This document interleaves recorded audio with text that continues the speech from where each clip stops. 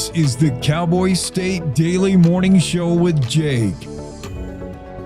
The new way Wyoming wakes up.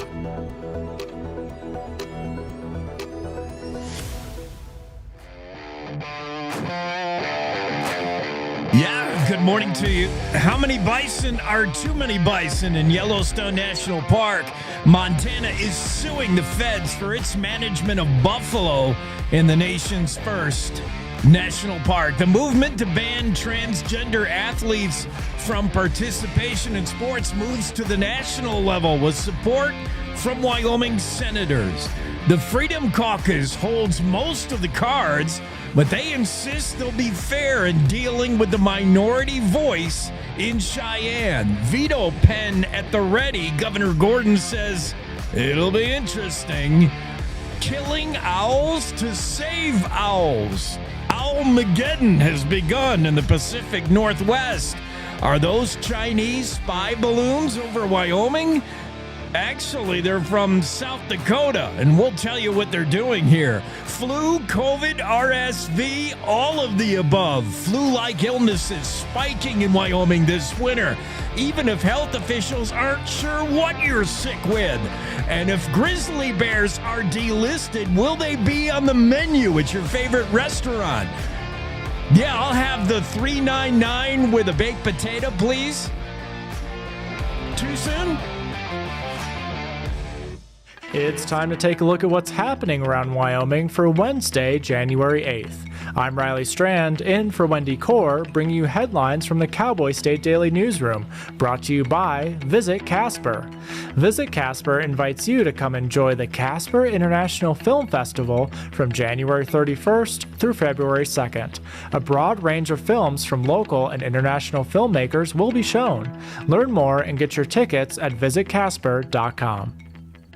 A federal bill called the Protection of Women and Girls in Sports Act of 2025 that would strip federal funding from organizations that allow males to compete in girls and women's sports has resurfaced as the new Republican-led Congress convenes.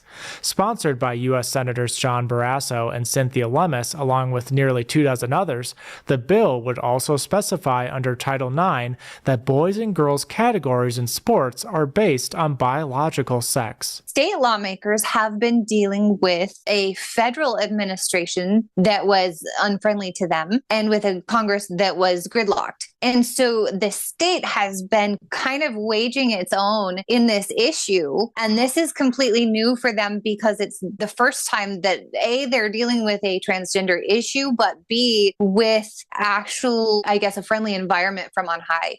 If the bill passes federally, it could simplify the work of the Wyoming legislature, which has grappled with transgender issues regularly for the past 3 years. Governor Mark Gordon and the Freedom Caucus held 2 separate press conferences on Tuesday. Cowboy State Daily's Leo Wolfson reports that Gordon was somewhat cryptic when asked what he expects from the Wyoming Freedom Caucus, but didn't mince words about how the Freedom Caucus took the majority seats in the Wyoming House. He said a lot of their success is due to out-of-state groups funding them. This is in reference to the fact that they are working under the State Freedom Caucus network. However, it should be pointed out that the vast majority of people who donated to the Freedom Caucus during the 2024 primary campaign were Wyoming residents. But the State Freedom Caucus network does pay the salary of the Freedom Caucus's state director. So there's kind of truth on both sides there. Later on Tuesday, the Freedom Caucus held a press conference where it said its main priority is unity in the upcoming legislative session. There was about 20 members of the Freedom Caucus on hand, roughly. Quite a few of them were freshman lawmakers that we didn't really know were official Freedom Caucus members until this press conference on Tuesday. They were outlining their legislative priorities for the upcoming session in more detail. But what really caught my attention about the press conference is that they're stressing a desire for unity within the entire legislative chamber. Wolfson says this marks a difference in the caucus's previous approach, which sometimes mocked legislative leadership in the past. Balloons flying high over Wyoming aren't Chinese spy balloons or even weather balloons. Some of them come from a South Dakota company called Aerostar. Cowboy State Daily's Renee Jean reports that the company is putting balloons to work in ways so cutting edge, they almost seem ripped from the pages of a science fiction novel. One of their pilot projects, in fact, last year was fighting wildfires. And what they did, to me, this sounds like something a little like out of Star Trek. They just had this balloon somehow magically suspended over a wildfire for days on end in the same spot. With these balloons, you can create that stationary cell phone tower that's floating above everything, that's sending real-time information about the fire and what it's doing, the firefighters and where they are, the fire equipment and where it is. Aerostar president Jim Nelson says wildfires are not the only area where they are actively innovating applications with balloons. He sees lots of exciting future applications like monitoring cattle herds and crops or detecting methane leaks from oil wells. Grizzlies might soon be delisted from federal protection and hunted in Wyoming, but don't expect grizzly steaks on the menu at your favorite restaurant. Cowboy State Daily's Mark Hines reports that no matter what happens, selling wild game meat is illegal. They sold a gigantic tuna fish they caught in Japan or thereabouts for like 1.3 million or something insane to a restaurant. And this tuna fish was described as weighing as much as a grizzly bear. So the question is, if we get to the point where grizzlies are delisted and people can hunt them, does that mean someone could sell a grizzly bear to a restaurant? And the answer is no. And the reason for that is here in Wyoming and really the United States, you cannot sell wild game meat because that amounts to trafficking wildlife for profit. That's a no-no. That can land you in jail. That can land you with a $10,000 fine. Don't do it. Hines says those rules come from the 19th century when people were allowed to kill animals for profit and certain species were nearly wiped out. And now let's take a look at today's weather with Cowboy State Daily meteorologist Don Day. Wyoming in between weather systems today, so generally speaking, it'll be a fair, cool day across the state. Maybe a little breezy, few degrees warmer, but clouds will be increasing by later today and tonight, especially across the north as another Canadian cold front comes in. This front will move across the state tonight through the day Thursday rather quickly from north to south. This will spread light snow again across the lower elevations of the north, central, and the east. It'll bring also colder temperatures for Thursday. The mountains will pick up a little bit of snow, especially the northern mountains around the Black Hills, the Bighorns, the Beartooth Mountains. And for you folks along the Interstate 90 corridor, snow will be a little bit heavier there, so keep that in mind. We'll have another break Friday. Then another front will come in Friday night and Saturday, producing the same results.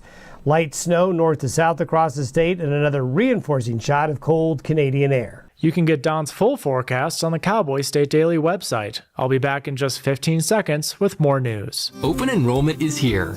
Discover a range of low-cost plans from Blue Cross Blue Shield of Wyoming. Shop now to find the best option for you. Online, in town, in touch. We're right around the corner. Blue Cross Blue Shield of Wyoming. What's your plan? Wyoming author C.J. Box will travel across the country to promote Battle Mountain, the latest novel in his popular Joe Pickett series, which goes on sale February 25th.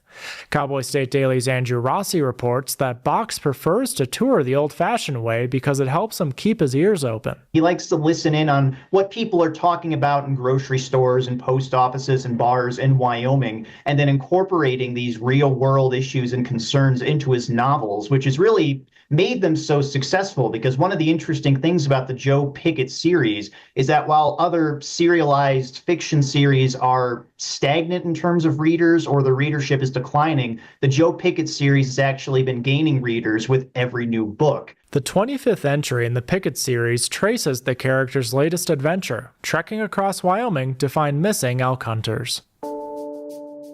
Arthur Nelson, the wrong-way driver whose reported meth use and reckless driving led to the deaths of 5 young people on I-80, died in prison on Tuesday. Nelson caused a chain reaction crash on the interstate in 2023, killing 5 students traveling back to Arkansas after visiting Jackson Hole Bible College.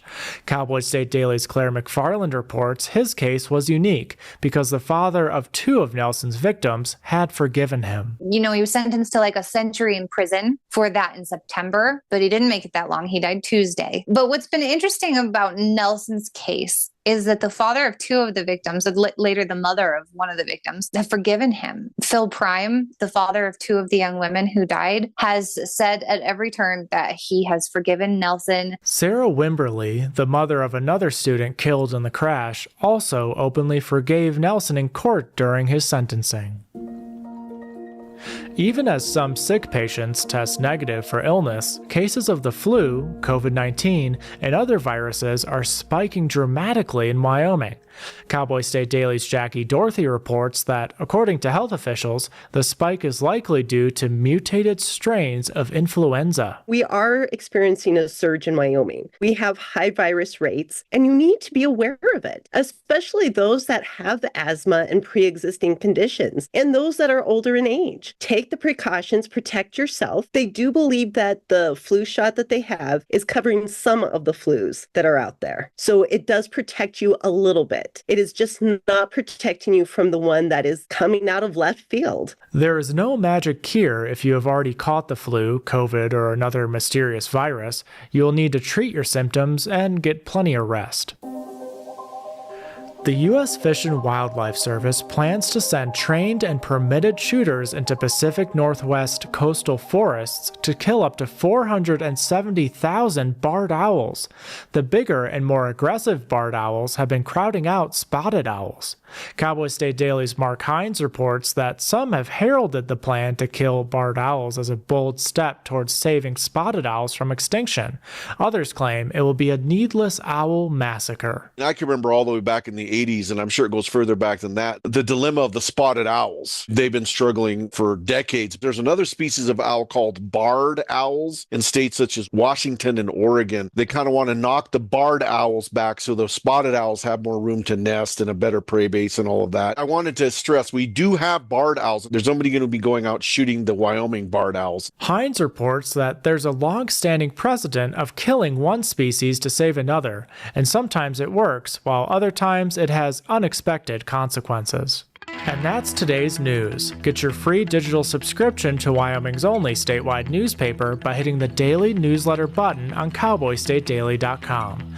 Thanks for tuning in. I'm Riley Strand for Cowboy State Daily.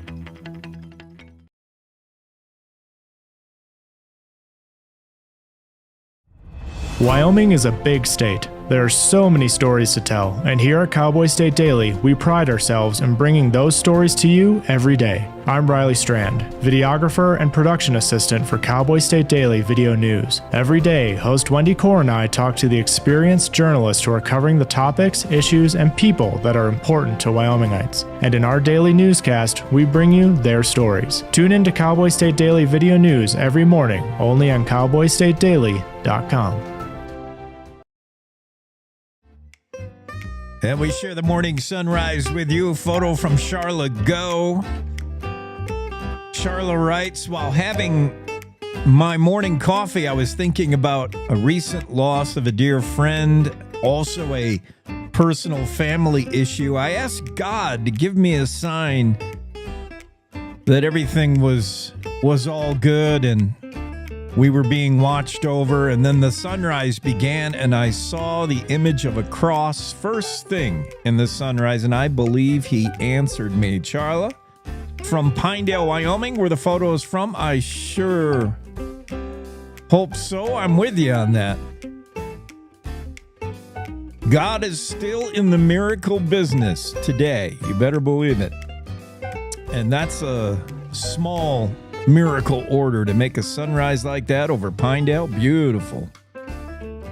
Let's take a look at your weather forecast for today. Don Day has cooked that up. I don't know if it's weather, might be a God thing too, but Don Day forecasts it. Let's just say that. He sees it coming. Casper, slight chance of snow after 4 p.m. Clouds on the increase today. Windy with highs around 30. Patchy fog in Riverton this morning and a slight chance of snow in the late afternoon with highs near 20 in our town. Evanston, mostly sunny, 28 today, partly cloudy overnight. Mostly sunny in Green River with highs around 30. Western Wyoming, Pinedale, 26, sunny skies. Mostly sunny in Alpine, 27 today. In northwest Wyoming, Du Bois, sunny, breezy, 35 the high. Could have some wind gusts, though, in Du Bois. Mostly sunny in Jackson with highs near 29, but clouds rolling in the afternoon. Thermopolis, chance of snow in the late afternoon. Clouds on the increase today, 32 the high. Cody, partly sunny, breezy, 36 degrees. Powell, chance of snow in the late afternoon. Buffalo, snow late afternoon. Clouds on the increase.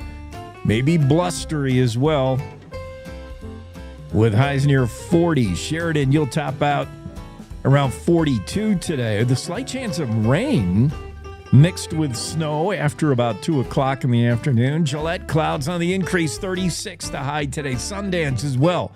Clouds rolling in, 32 the high. Torrington, sunny, 37. Douglas, increasing clouds, breezy, 37 the high.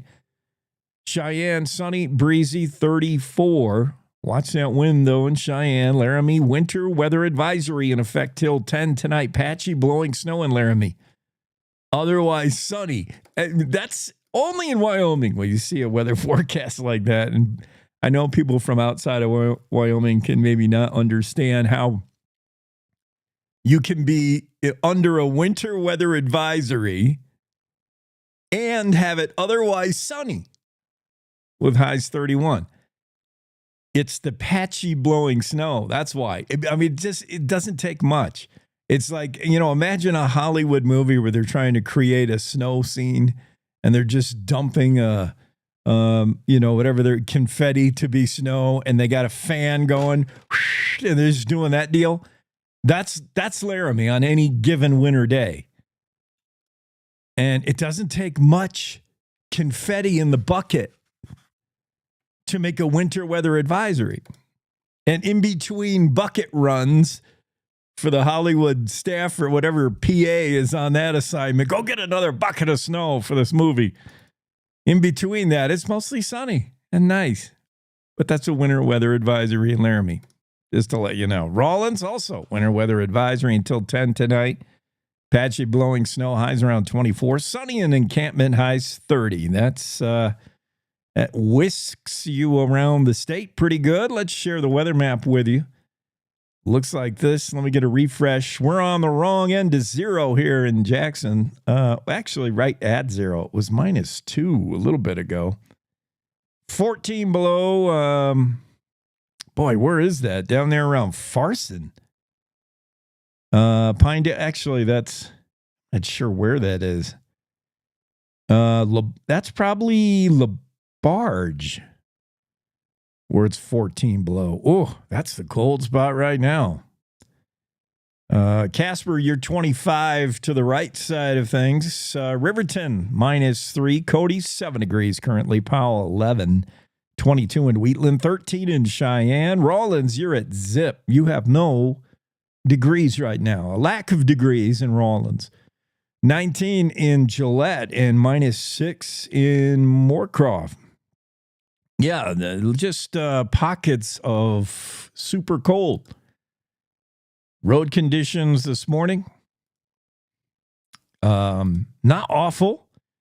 Wind advisory down there in the southeast, of course. I'll just tell you when it's not windy down there. How about that? Assume it's windy in the southeast from Cheyenne to Rawlins. You're going to be blowing all over you'll have the kind of wind that, you were in the slow lane 1 minute and the next minute you're in the passing lane. You don't know how it happened. That's the kind of wind we got down there in Laramie, Cheyenne, Rawlins. Pretty much every day. Otherwise, no road closures, just slippery conditions, black ice advisory, etc., etc. Into the Zoom room, we bring this guy, Greg Johnson, managing editor of the Cowboy State Daily. And what the heck? It's not you, Greg. It's me. It's not you. It's me. Are you upside down again? I'm not upside down. Now I'm just like, I'm too high, which I wish I was. We're not in Colorado, Jake. I know. I'm like way high. I don't know how these things happen. I really don't. I wish I had an expert to weigh in on how to work this software. Like, I'm a radio guy. You know the fun house at the carnival with all the weird mirrors and stuff? That's your Zoom, I think. Oh, that's not working. I honestly, I'm struggling to figure out how to fix it. All right, stand by. Golly. I made myself super wide now. We're getting there. So let's talk about a non-Cowboy State Daily story first. How about these fires in California? Man. I mean, I'm going to ask Don Day about that. Like, is that unusual? They don't have fires in January, do they? Well, yeah, I've seen them have them different times. I mean, they have a different weather cycle because, they don't have a typical, winter with, a lot of snow or, well, at least some parts of it and stuff. So, yeah, I think they can have them. And more, we've seen it in the last, about 10 years or so, especially they're getting closer to the populated areas or the populated areas are getting closer to where they have wildfires. I think it's. Yes. I think that has a lot to do with it. Not necessarily that the back country in California, there is no back country. It's all front country that burns right on that urban wildland interface. And yeah, it's encroachment. Like people building right up there they build right on the cliff sides and then the mudslides happen and they build right into the forests and then they burn up. But man, that is crazy. Yeah, it's been pretty dry there for a long time. Yeah. They've had a lot of fires. I wouldn't want to be an insurance company and it's probably difficult to get insurance. Oh yeah.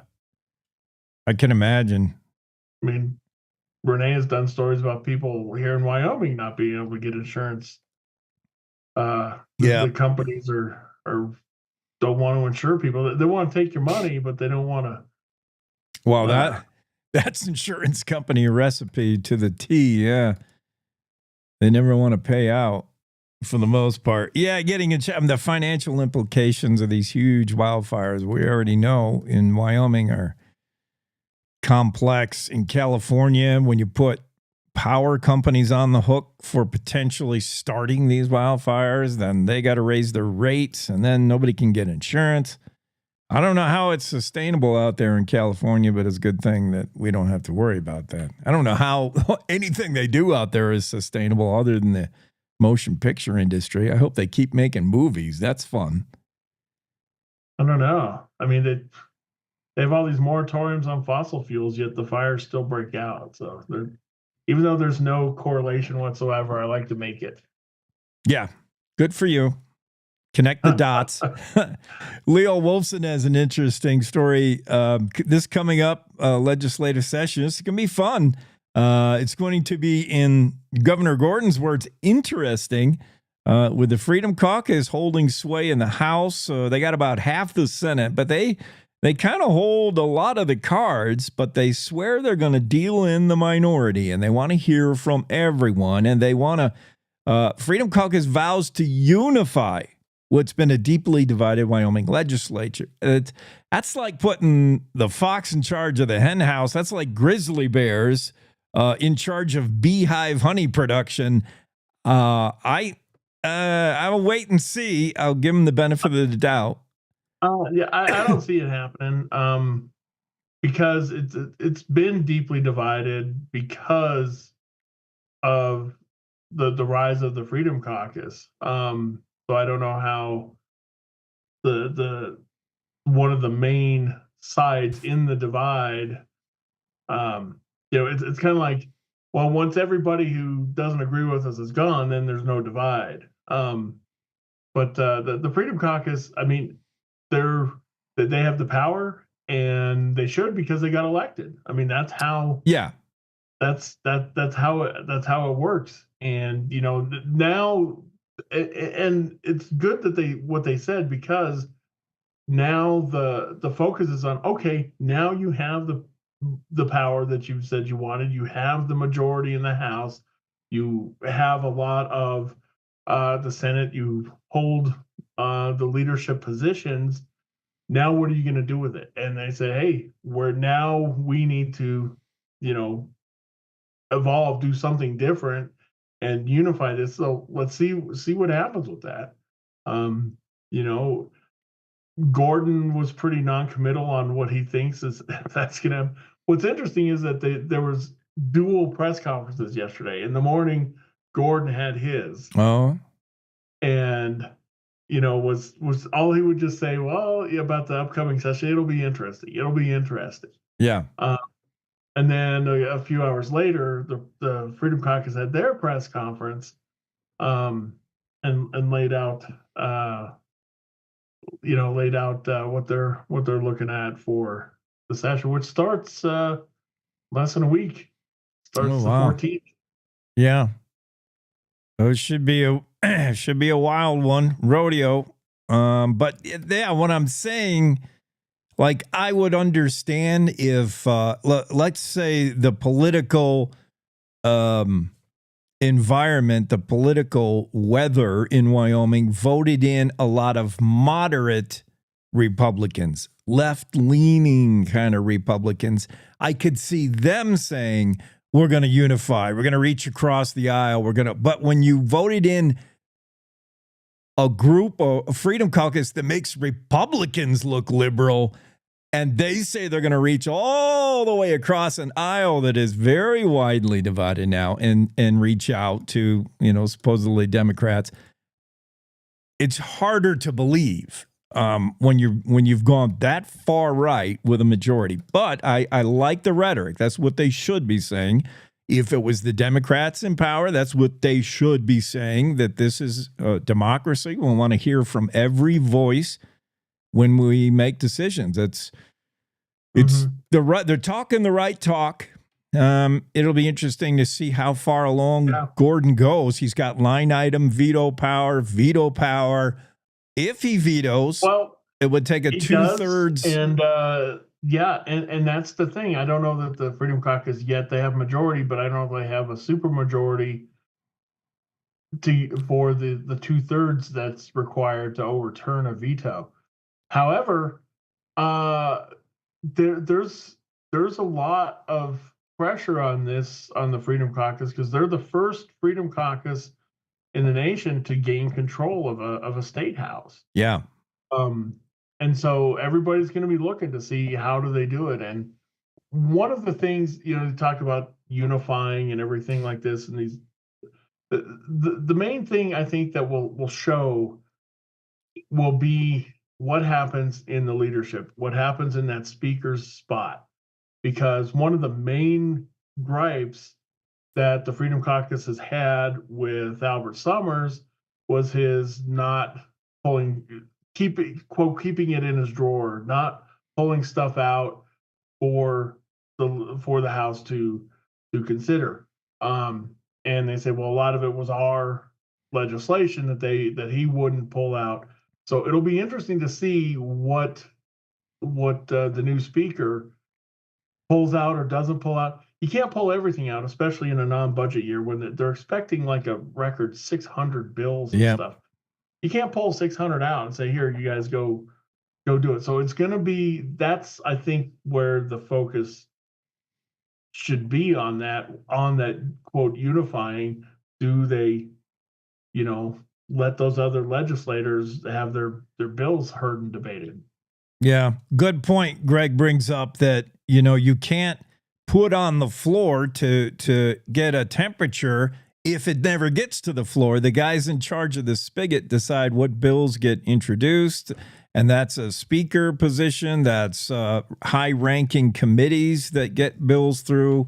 You can't have the discussion if it never gets there, and this presumably this general session, it will get there supposedly, but yeah, there's a lot of bills. General session brings, budget brings 400 something, the general 600 something.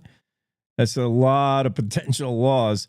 More politics as we think nationally. There's a shift to the right in Wyoming. When you thought Wyoming couldn't get more right, Freedom Caucus comes around. And nationally, there's been a major push to the right now with the presidential election. And maybe the time is right to do this transgender bill. Lummis, Barrasso, they're both for it. It was brought back in March of 23, sponsored by Tommy Tuberville of Alabama. It's probably coming back. And it would ban, this bill essentially ban participation in sports by transgender athletes. It would define you by your biological sex at birth. Yep. And there's some state things coming up with that too, like expanding Wyoming's current ban through college as well. So yeah, it's a hot button issue, and it's definitely one that Wyoming cares about. Yep. Wyoming is paying attention to that issue, and I think it's not a stretch to say most people in Wyoming would support Barrasso and Lummis helping to push that through. The carrying capacity of Yellowstone for bison has been in question for, as far as I can remember, at least a decade. It's mostly Montana that's terribly worried about how many buffalo can roam in Yellowstone National Park. The problem is they roam out of the park, and they could be carrying brucellosis. Montana doesn't care for that. Governor Greg Gianforte is suing the Yellowstone National Park, suing the feds over how many bison. Currently, Yellowstone runs about 6,000. They think that's an adequate number. If you talk to Cam Shawley, they think that 6,000 is too much. Yellowstone wants to they want to cut it by about 1,300, 1,375. But he wants more. He wants to cut about half. And it's interesting, if you remember a few months ago, Andrew did this story where there's other wildlife people who say, you know what, that whole Yellowstone ecosystem can handle a lot more bison. So it's interesting. I know he's worried about them coming out of the park or anything, but these Yellowstone bison are, by and large, they're not in Montana. So I don't know. Maybe he should put up a border wall around Yellowstone there to keep out the bison. Block them buffler. Yeah. I mean, they can be hard on the land. They can be hard grazers, and really they can beat up more potential forage than they eat. They're big, heavy. They need certain habitat. Not all of Yellowstone is suitable for bison. It's a huge expanse of land, but bison, for the most part, they need those plains of flat, grassy areas usually. But I don't know. It'll be interesting. Montana's got a point. When anyone goes to Yellowstone, I mean, you see bison primarily. Bison everywhere. And how many should be in the park? That lawsuit announced today. The story from David Madison, who's right up there in Montana. He's right there in the heart of it. Yep. More wildlife management. Mark Hines has a story about barred owls. My favorite headline of the year so far. Owlmageddon. That's right. It was between Owlmageddon and the Alpocalypse. Owlpocalypse. But yeah, I mean, it just the same spotted owls fell the fence to kill nearly 500,000 other owls. Yeah, killing owls to save owls. I should later this morning, maybe I'll put on my alien suit, do my alien bit. If you would try to explain this story to someone who just landed on Earth and saying, hi, Martians, we're humans. We're at the top of the food chain here on this planet. We call the shots. And we got one species far below us called the spotted owl that we really like. And we don't like the barred oil. And meanwhile, the Martian's probably looking at both owls going, they look the same to me. So we're going to kill about 500,000 of the barred oil owls to save the other kind of owls. Makes perfect sense. What could possibly go wrong? I don't personally like, here comes opinion, but I don't like this wildlife management that involves killing one species to help another. This is all natural progress. If human, and supposedly it's mankind's expansion westward that has brought the barred owl with us. They were an eastern owl, and they're now, they eat the spotted owl out of house and home. They're way more aggressive or something. Yeah, I don't know if they're like an invasive species. If they're like, they're what is it? Pike that go into some rivers and stuff. Right. But the problem is the barred owls are competing with, and they're impacting a very cute little owl. And I think people's concern for some of these wildlife, I think, depends on their cuteness. Yeah, yeah. If they're really cute and they're threatened or endangered, then it's a tragedy. If they're like really ugly and gross looking, you don't see a lot of people clamoring for them. Yes, that's true. Which animal tugs at your heartstrings? It's the cuter one usually. And then, just meddling in wildlife and the management of wildlife has unintended consequences. We've seen it backfire in the past. In order to save one species, we eliminated one, but it didn't work. We trying to get rid of pelicans to save trout. We've done it before, and to some success. Sometimes it blow up in our face, but I just don't like the whole idea. We're going to use trained shooters, by the way, send them into the forests in the Pacific Northwest and have them gun down about 500,000 barred owls. What could possibly grow? And trained shooters, I could imagine this is about a 10-minute course they got to take. Which end of the gun goes? Boom. Okay. All right. Get out there and kill them owls. This is what they look like. Everybody out there with a photo of yeah, that looks like one of them. I don't know. I mean, it's not that it's not a problem for the spotted owls, but it just I don't know.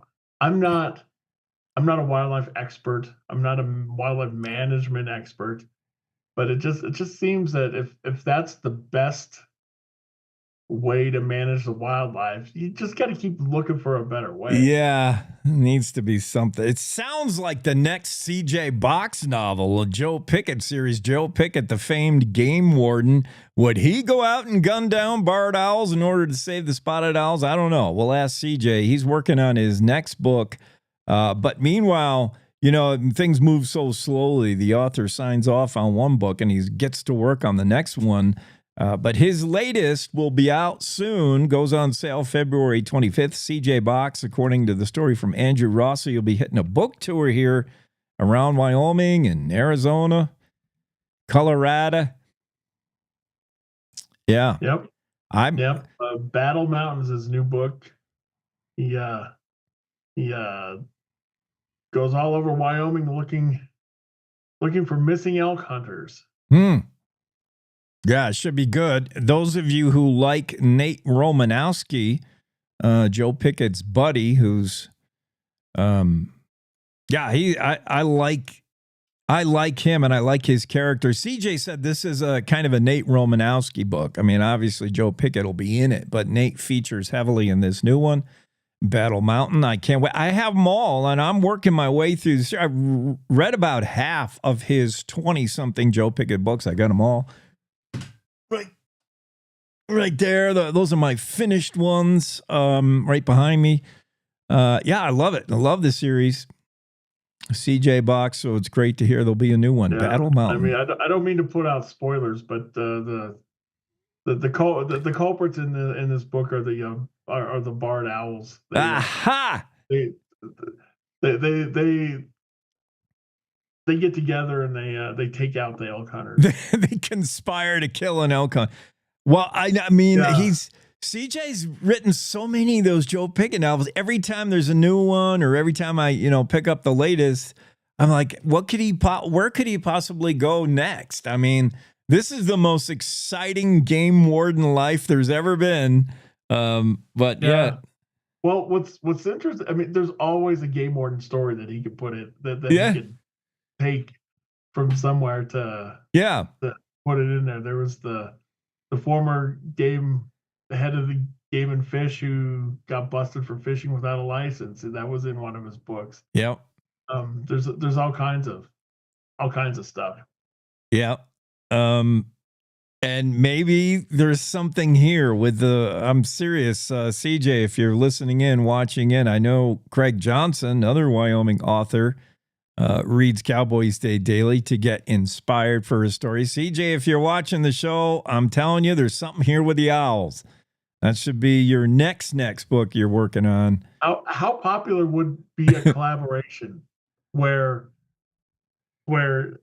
Joe Pickett and Sheriff Walt Longmire team up to solve like some wildlife crime? Dude. I mean, that would be blockbuster. It would break the internet. Yeah, that would be huge. Meanwhile, there's real life mysteries going on. Like, what the heck are those balloons floating over Wyoming? Chinese spy balloons, perhaps? Renee Jean has the story. It's weird. What's going on? Yesterday it was all about the killer fog. Today it's the balloons. Yeah, this is a cool story. These are, it's pretty cool what this South Dakota company is doing with these really high altitude balloons. They've developed a technology where balloons used to be but they weren't predictable because wherever the wind goes, that's where the balloon goes. Yeah. But they have developed a technology where it can sense and kind of ride the wind currents so they can kind of go to different altitudes and levels so they can kind of stay over an area. And I mean, it's not like you're hovering in a helicopter, but you can stay over an area. And by doing that, there's a lot of things. There's a lot of military applications for that, for surveillance and for targeting stuff. And in Wyoming, they use one of them to show that they can use it to actually give and provide, cell service and data service for wildland firefighters in the middle of nowhere. Yeah, you can bounce your signal, use it as a cell tower. Yeah, that's pretty neat. Yeah, and like there's because of weather, there's some nights because they go up at night to take those thermal imaging of the fire to see where the hot spots are. But a lot of nights they can't do that because of the weather. But with these balloons, because they're so high up, they're like 50 or 70,000 feet high, they can do that. So there's a lot of practical purposes, and I guess you also could outfit them with weapons so that whenever a Chinese spy balloon does come within range, they can go take them out. Bam.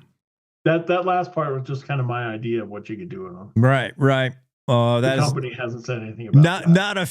Not officially in an Aerostar press release, by the way, but they have thought of some pretty neat applications. When you think about it, like the hierarchy of things that can be in the air that can give you intel about what's on the ground. We're trying to get bird's eye views of things, whether it's a wildfire or whatever. And so you got drones that can fly, but they can only go so high. And then they're going to run out of battery power. And then you got satellites that are they're in outer space. And then somewhere in the middle, you got these high flying balloons that can give you good pictures of things. If it is like a wildfire, even when they can fly, you're talking about a fixed wing plane that's moving. It can't just hover in one spot as it flies over and gets the infrared. It'd be neat to have something dedicated to a fire that's there the whole time, like for a month or more. They've actually floated. They can stay up. Some of them can stay up there for months. Yeah. I mean, and they have a video just kind of showing some of the things that their different balloons can do. And they can send them up in kind of clusters, and they can kind of communicate with each other to hover over an area and everything. And because they're so high up, they're not in the commercial travel lanes. It's like they're almost in orbit, but they're not. They're not in outer space, but they're pretty close. And yeah, it's pretty cool stuff. You outfit these things with the technology. And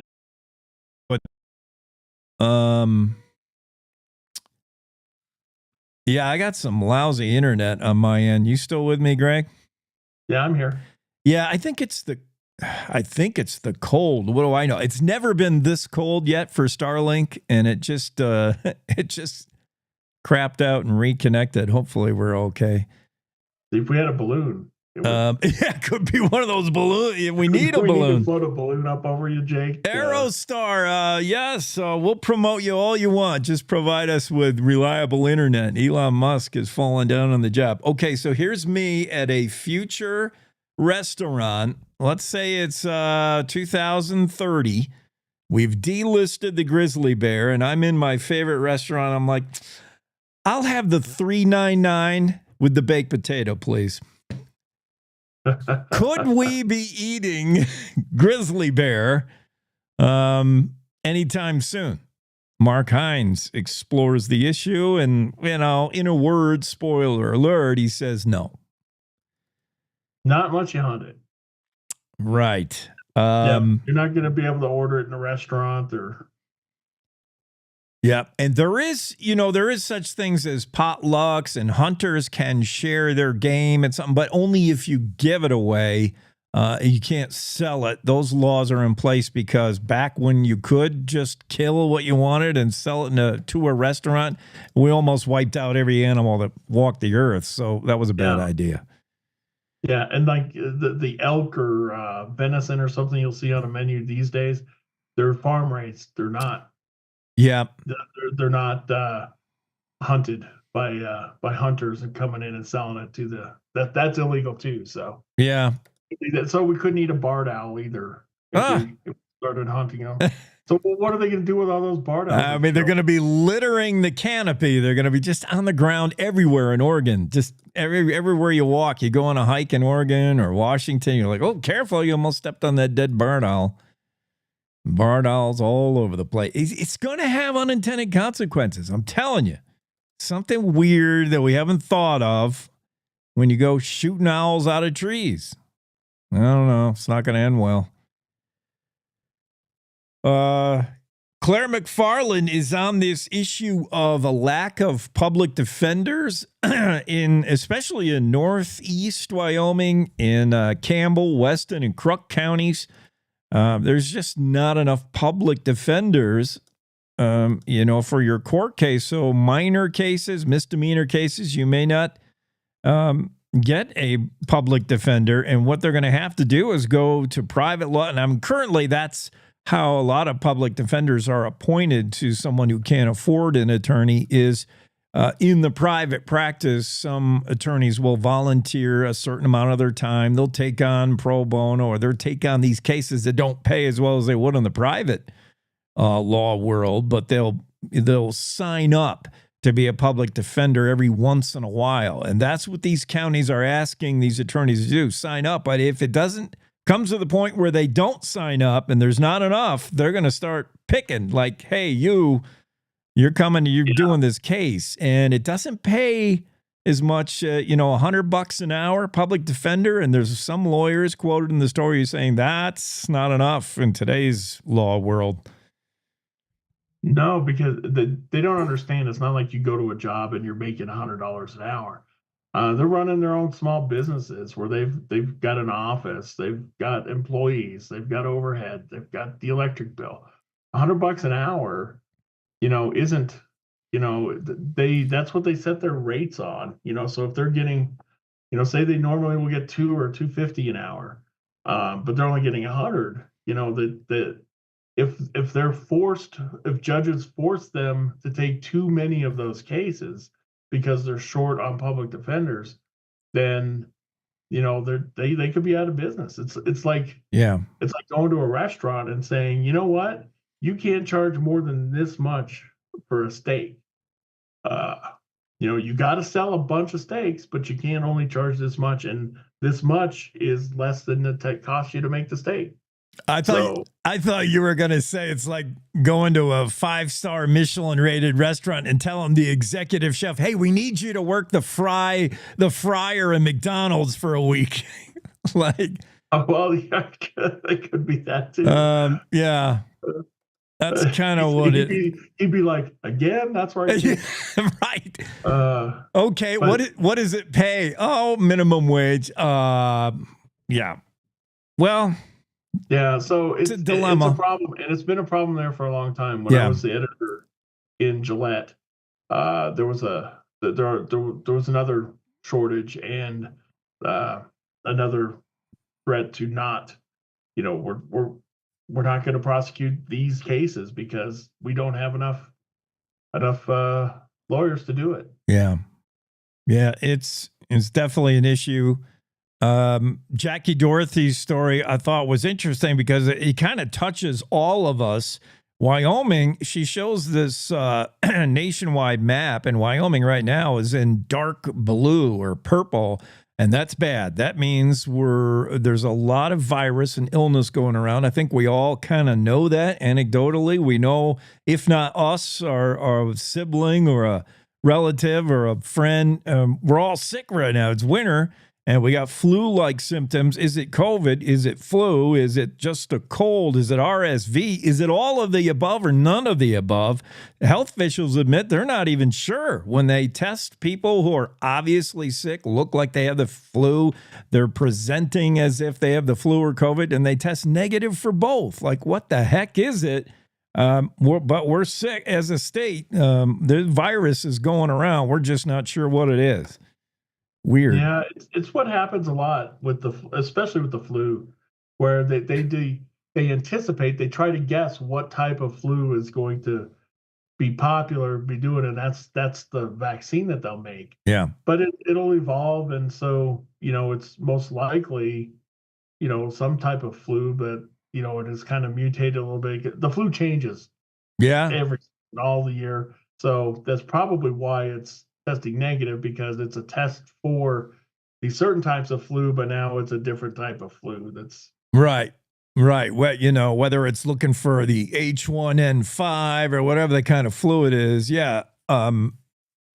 It's all above my pay grade. And you know what? It doesn't even matter. Me personally, when you're sick, and you take whatever you got to take. You take medicine, you get a lot of rest, and then you get unsick. I was sick over that Christmas week. I mean, it was well timed. It sucked because the whole week I was off from the show, but I'm glad I was. It always works. Yeah, right. Yeah, you get time off, and I was sick, and flu. I don't know, but yeah, it was not fun. I know Jackie's been under the weather. All of us. It's gonna get all of us. Winter in Wyoming. We all get a cold, the crud, whatever you want to call it. You do you, figure it out, whether it's preemptive stuff or just wait till you get hit and get the NyQuil going. Yep. We're coming down to it. Did you see that story? I guess it kind of finishes up the story about that wrong way driver. Yes. I covered part of that. Claire's covered part of that.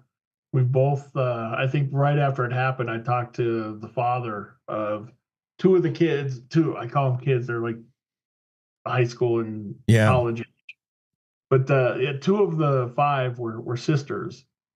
And I talked to the father of them right after it. And the big thing is they're very religious, grounded in God. And he said right away, I have to forgive them and everything. He said the same thing at his sentencing a few months ago.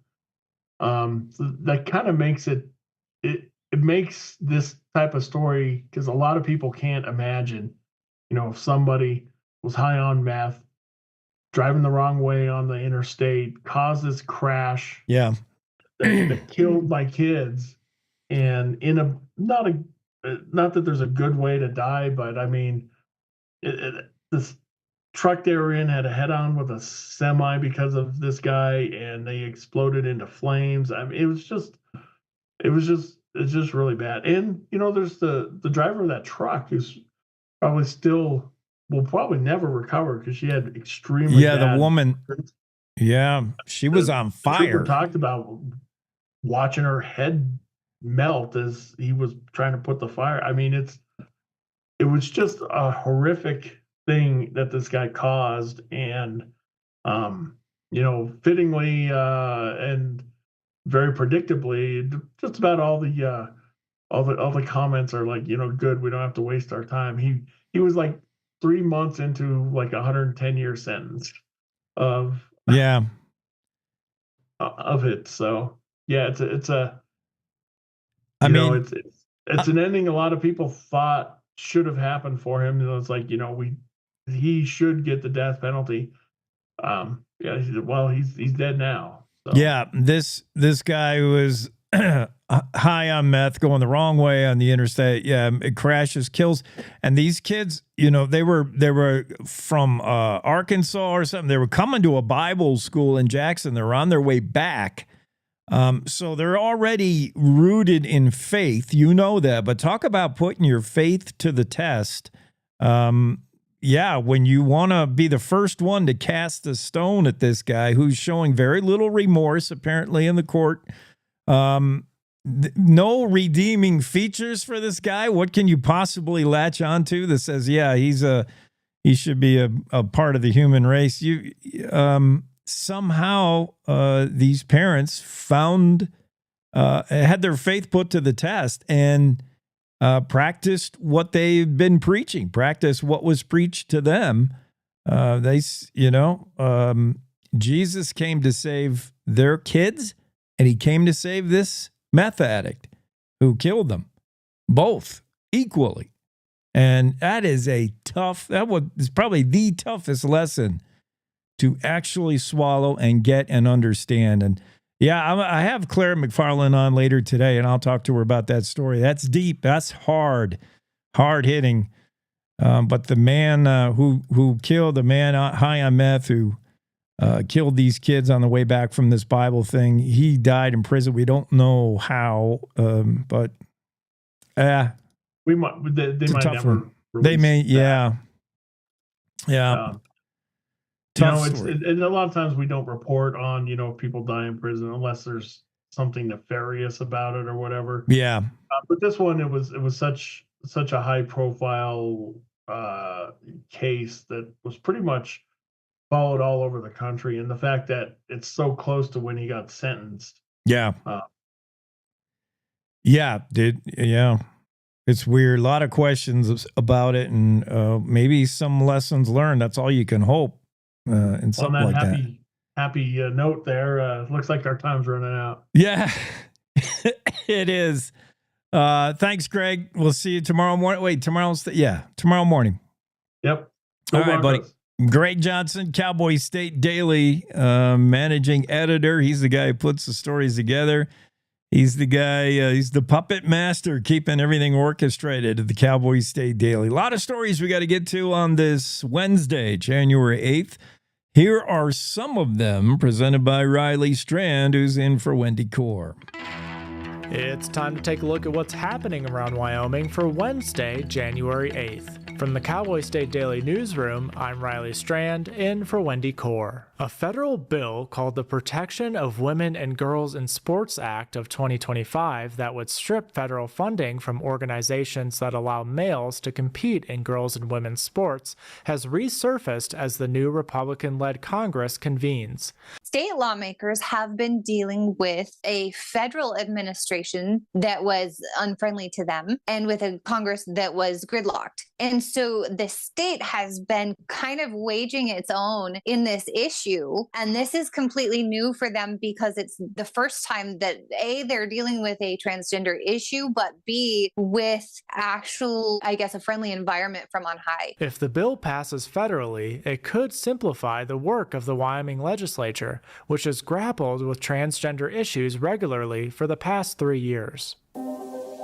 Governor Mark Gordon and the Freedom Caucus held two separate press conferences on Tuesday. Cowboy State Daily's Leo Wolfson reports that Gordon was somewhat cryptic when asked what he expects from the Wyoming Freedom Caucus, but didn't mince words about how the Freedom Caucus took the majority seats in the Wyoming House. He said a lot of their success is due to out-of-state groups funding them. This is in reference to the fact that they are working under the State Freedom Caucus network. However, it should be pointed out that the vast majority of people who donated to the Freedom Caucus during the 2024 primary campaign were Wyoming residents. But the State Freedom Caucus network does pay the salary of the Freedom Caucus's state director. So there's kind of truth on both sides there. Later on Tuesday, the Freedom Caucus held a press conference where it said its main priority is unity in the upcoming legislative session. There was about 20 members of the Freedom Caucus on hand, roughly. Quite a few of them were freshman lawmakers that we didn't really know were official Freedom Caucus members until this press conference on Tuesday. They were outlining their legislative priorities for the upcoming session in more detail. But what really caught my attention about the press conference is that they're stressing a desire for unity within the entire legislative chamber. Wolfson says this marks a difference in the caucus's previous approach, which sometimes mocked legislative leadership in the past. Balloons flying high over Wyoming aren't Chinese spy balloons or even weather balloons. Some of them come from a South Dakota company called Aerostar. Cowboy State Daily's Renee Jean reports that the company is putting balloons to work in ways so cutting edge, they almost seem ripped from the pages of a science fiction novel. One of their pilot projects, in fact, last year was fighting wildfires. And what they did, to me, this sounds like something a little like out of Star Trek. They just had this balloon somehow magically suspended over a wildfire for days on end in the same spot. With these balloons, you can create that stationary cell phone tower that's floating above everything. Aerostar president Jim Nelson says wildfires are not the only area where they are actively innovating applications with balloons. He sees lots of exciting future applications like monitoring cattle herds and crops or detecting methane leaks from oil wells. I'll be back with more news right after this. For half a century, glyphosate has affordably and effectively protected Wyoming farmers' crops from invasive weeds. Without it, the impact would be felt beyond the fields, hitting Americans where it hurts, our wallets. That's why the Modern Ag Alliance advocates for farmers' continued access to essential crop protection tools so food prices don't rise even more. Get the facts at controlweedsnotfarming.com. Paid for by the Modern Ag Alliance in support of Wyoming farmers. Grizzlies might soon be delisted from federal protection and hunted in Wyoming, but don't expect grizzly steaks on the menu at your favorite restaurant. Cowboy State Daily's Mark Hines reports that no matter what happens, selling wild game meat is illegal. They sold a gigantic tuna fish they caught in Japan or thereabouts for like 1.3 million or something insane to a restaurant. And this tuna fish was described as weighing as much as a grizzly bear. So the question is, if we get to the point where grizzlies are delisted and people can hunt them, does that mean someone could sell a grizzly bear to a restaurant? And the answer is no. And the reason for that is here in Wyoming and really the United States, you cannot sell wild game meat. And that's today's news. Get your free digital subscription to Wyoming's only statewide newspaper by hitting the daily newsletter button on cowboystatedaily.com. I'm Riley Strand for Cowboy State Daily.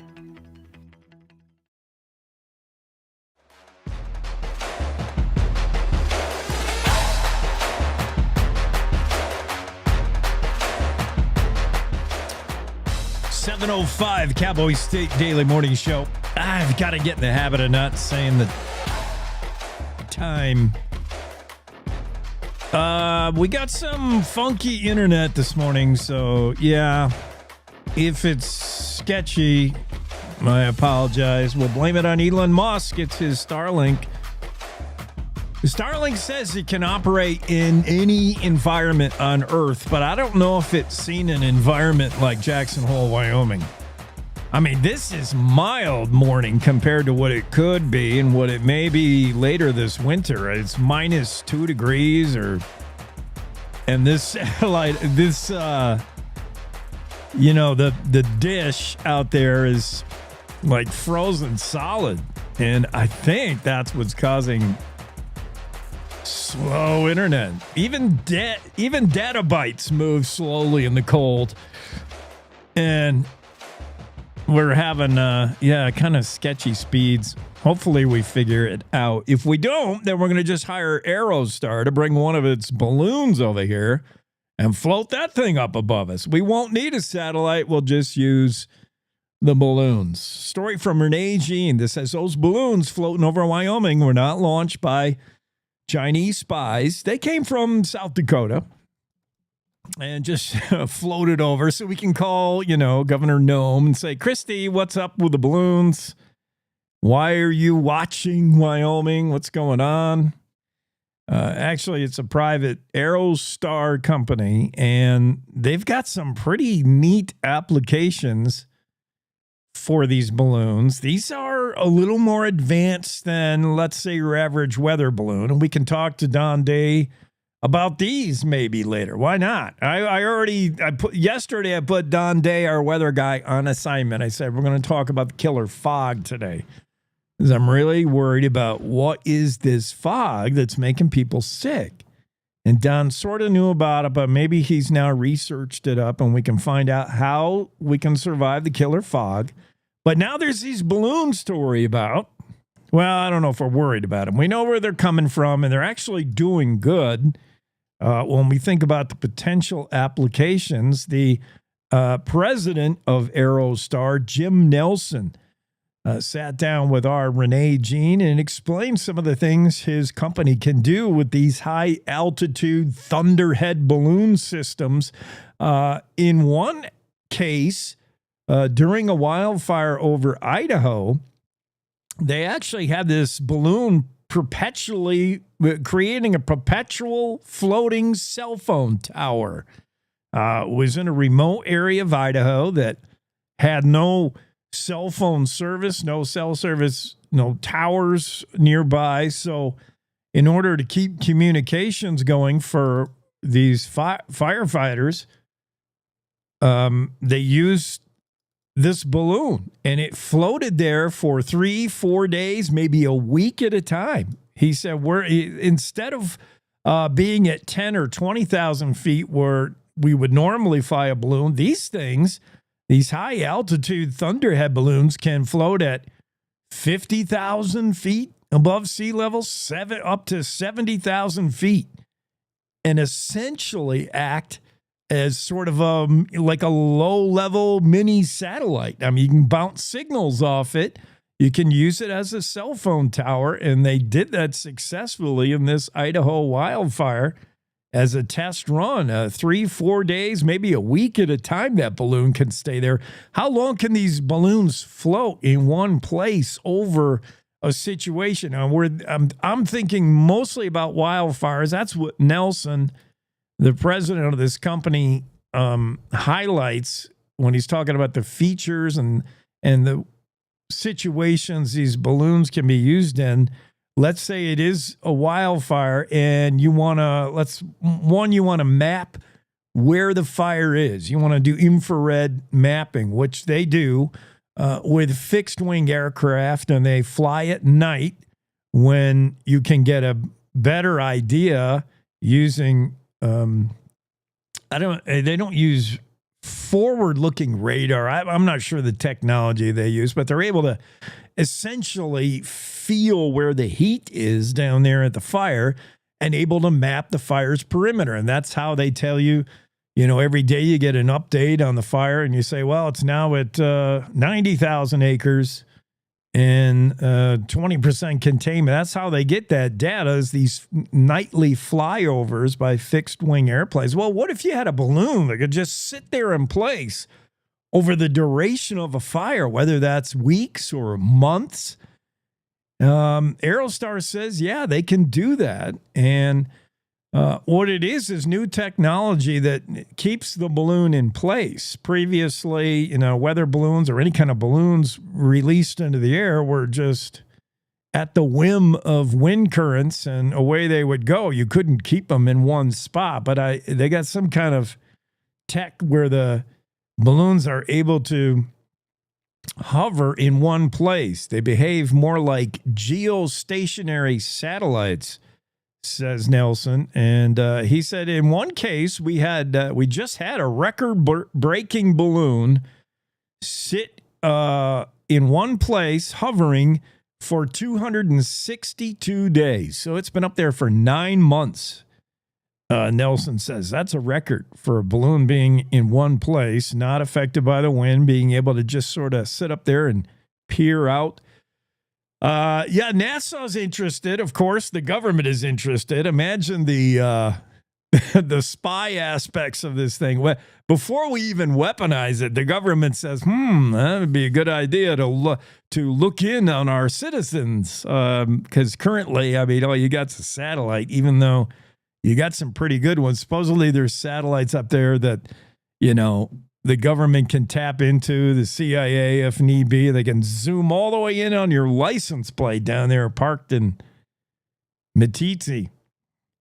But it'd be cost effective, maybe a lot easier if you just hire Aerostar to put balloons up all over the place. I thought it was drones we'd have to worry about in New Jersey, especially drones spying on us, launched by who knows what. But it could be balloons that are watching us. A lot of applications. NASA is interested. The U.S. Forest Service interested. They've already worked with Aerostar on pilot projects. National Interagency Fire Center is interested. They're working on things. For the last 4 years, they've been fine-tuning these balloons. Let me share a photo of what they look like. These are pretty big balloons. Let me share the screen. Great story from Renee, who's always on the cutting edge. If it's business and technology, she's always on these stories that are pretty neat. I have not seen one of these balloons. Have you seen one? You folks, you listeners and viewers, have you seen one of these balloons float by in Wyoming? They are the company's based in South Dakota, but the balloons are launched, sometimes fly over Wyoming on the way to other western states. I don't know that they've been used in Wyoming. They weren't used on either of the major fires we just had. There's some more of the balloons. I don't know how they keep them in one place. I don't know if that's explained in the story. Let's hear more from Renee as she describes these Aerostar balloons. Balloons flying high over Wyoming aren't Chinese spy balloons or even weather balloons. Some of them come from a South Dakota company called Aerostar. Cowboy State Daily's Renee Jean reports that the company is putting balloons to work in ways so cutting edge, they almost seem ripped from the pages of a science fiction novel. One of their pilot projects, in fact, last year was fighting wildfires. And what they did, to me, this sounds like something a little like out of Star Trek. They just had this balloon somehow magically suspended over a wildfire for days on end in the same spot. With these balloons, you can create that stationary cell phone tower that's floating above everything, that's sending real-time information about the fire and what it's doing, the firefighters and where they are, the fire equipment and where it is. Aerostar president Jim Nelson says wildfires are not the only area where they are actively innovating applications with balloons. He sees lots of exciting future applications like monitoring cattle herds and crops or detecting methane leaks from oil wells. Oh, might be interesting. Yeah, many applications, I'm sure, by the futuristic company Aerostar based in South Dakota launching these balloons. So there's nothing to fear, nothing to see here, says the government. Never mind those balloons. Never mind those drones over New Jersey. There's nothing to see here. What we really have to mind is those weird, mysterious fogs. Yeah, I understand the story is out of the Daily Mail. Some people think Daily Mail is not a legitimate news source. I happen to find it entertaining and sometimes frightening.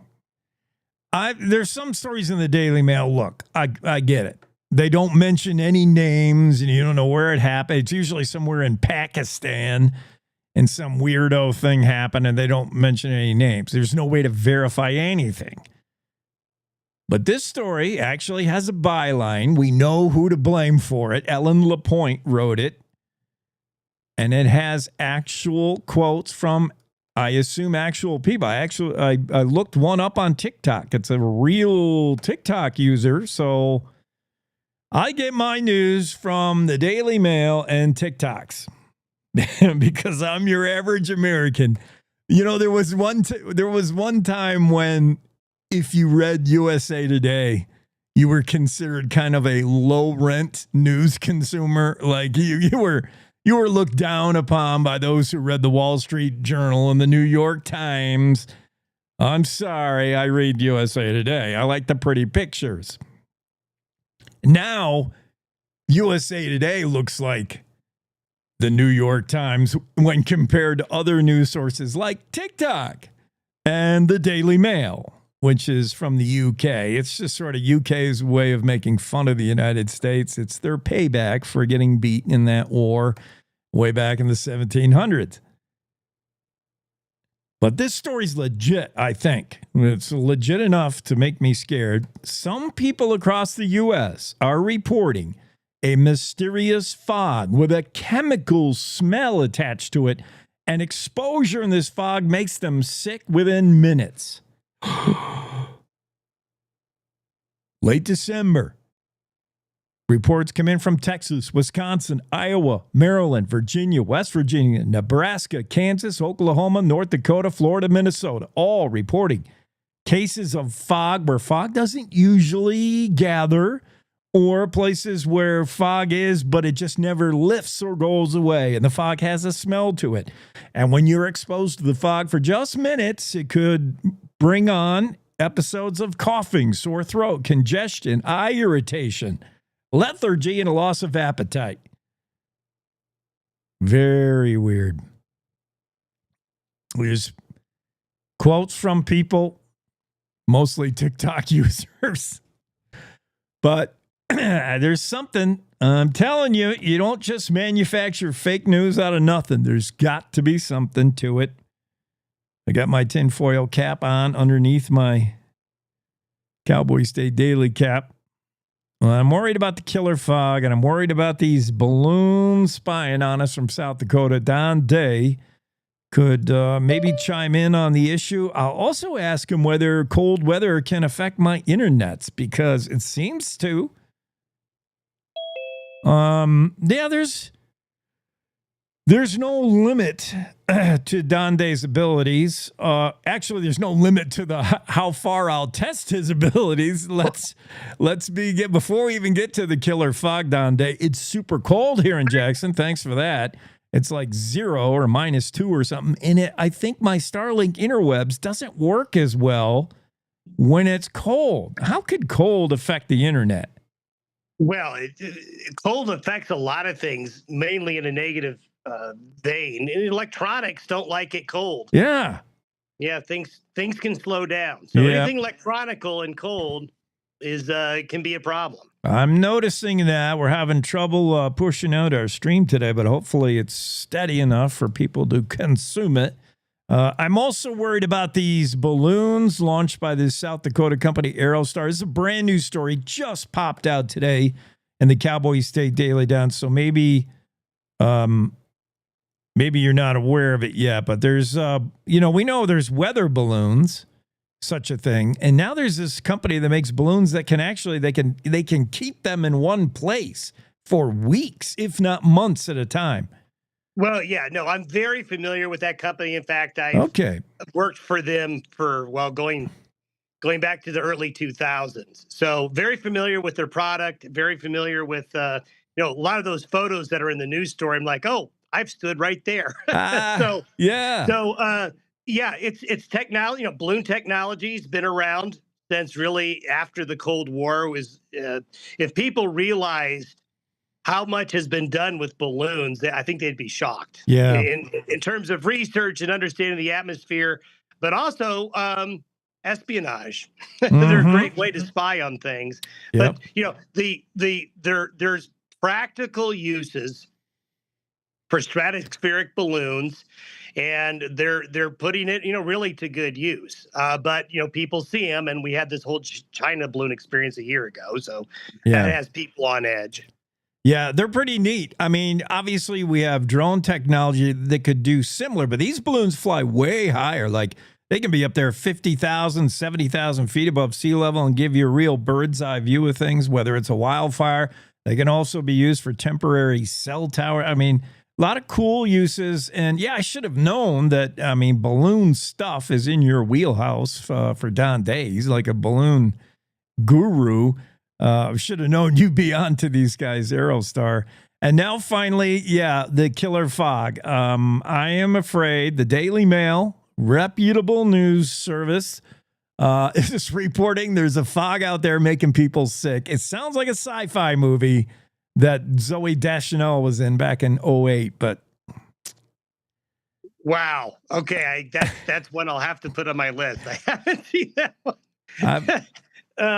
Well, the UK Daily Mail, I don't know how how good that source is, but I did send the link you've had. So, to be honest, Jake, I'm not impressed. Okay. From what I've seen, two reasons. Okay, number one is where people have been experiencing this fog is in areas that are very moist and have fog all the time. I'm sorry if you're in Florida or the South, you get fog a lot. Okay, especially if you're along the water. Another thing is when you get fog, you're going to have light or calm winds in these environments. And so anything that's in the air, whether it's industrial, whether it's auto exhaust, whether it's somebody burning something in their backyard, whatever. Yeah. All of those fumes, all those particulates that can cause a chemical smell or anything are going to get trapped, and they're not going to get air to move out. Now, I have no idea if somebody's adding something to the fog, but to cause fog over a large area, you just can't snap your fingers or drop silver iodide and cause fog banks to form. So, my viewpoint is it was foggy. People who are saying it's more foggy than normal, well, it's been pretty cold in the Gulf Coast, so you're gonna get fog. Anytime someone says anything about the weather, says I've never seen this before, it's never happened, I always scoff. And then, there's a lot of stuff going in the air, especially in large metropolitan areas that can get trapped. And then you're going to feel that. You're going to smell it and experience it. I'm going to write this down. Meteorologist Don Day says nothing to be afraid of with that killer fog. Nothing to see here. Said nothing to be afraid of. But you're right. I have noticed that where I am, there's septic right outside. We have the whole septic and the going on. So when there's a fog, you get a smell that's sort of trapped in there. And we've seen that happen. I don't know if we have fog to worry about today. Maybe a little snow flurries, and we're kind of in between things. Huh? Yeah, we're in between fronts today, but we've got another front coming in tonight and tomorrow morning, and we're going to see snow falling in the same places. So the northeast, the north, the central, and the east will get an inch or two of snow tonight, into tomorrow morning. And another one of these comes in Friday night and Saturday morning. Another one comes in Sunday and Monday. And the part of the state, Jake, that's going to see the most snow is the northeast. So Sheridan, Buffalo, Gillette, Sundance, Newcastle, right along that Montana-Wyoming border.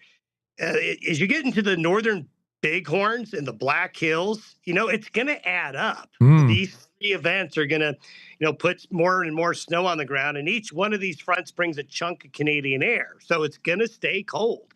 The far west and southwest parts of Wyoming, the Rock Springs, the Evanston areas, they're far enough away that they just kind of get brushed. But the rest of the state will get dustings of snow with each wave. Excellent. Thank you, Don Day. So I'm not going to be too worried about the fog, but I am a little creeped out about that balloon that's been following me. Thank you for that forecast. Yeah, they launched them just to follow you. You're right. You're on to us. What? All right. Thanks, buddy. Bye-bye. Have a great Wednesday. Day weather forecast. Don Day forecasting weather for us. Also answering all kinds of bizarre, stupid questions that pop into my mind, like what's with the killer fog and Do we have to worry about the balloons? Thanks, Don Day, for playing along. Also, why is it too cold for my internet to work? That's how cold it is today. How cold is it for you around the state, wherever you are? If you're in Wyoming, we have a lot of Wyoming listeners and viewers, and yeah, you're probably teeth chattering this morning. And those of you from outside our area, just sort of living vicariously through the show, the Cowboy State Daily Show, you might be cold too, actually. It's kind of cold everywhere in the U.S. today, so we're just preaching to the choir, huh? How cold it is. You're cold all the way down in Florida. You're cold in Arizona. You're cold in the places people normally go to get out of the cold. It's been that kind of weather pattern we're in, but good explanation from Don Day. I'm going to take a quick break, come back, and we'll dig right into our top stories of the day after these. You're enjoying the Cowboy State Daily Show with Jake. Back in a moment.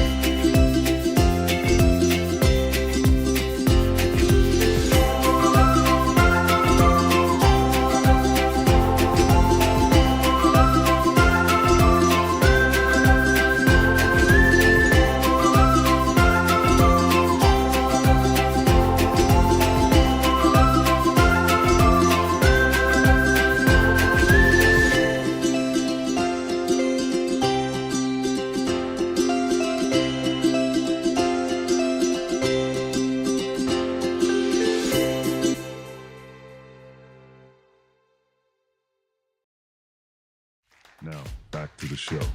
Yeah, we're back to it. 7:30 exactly. I said the time again. Our future plans, by the way, are to move this whole shebang to radio, and we're working on that.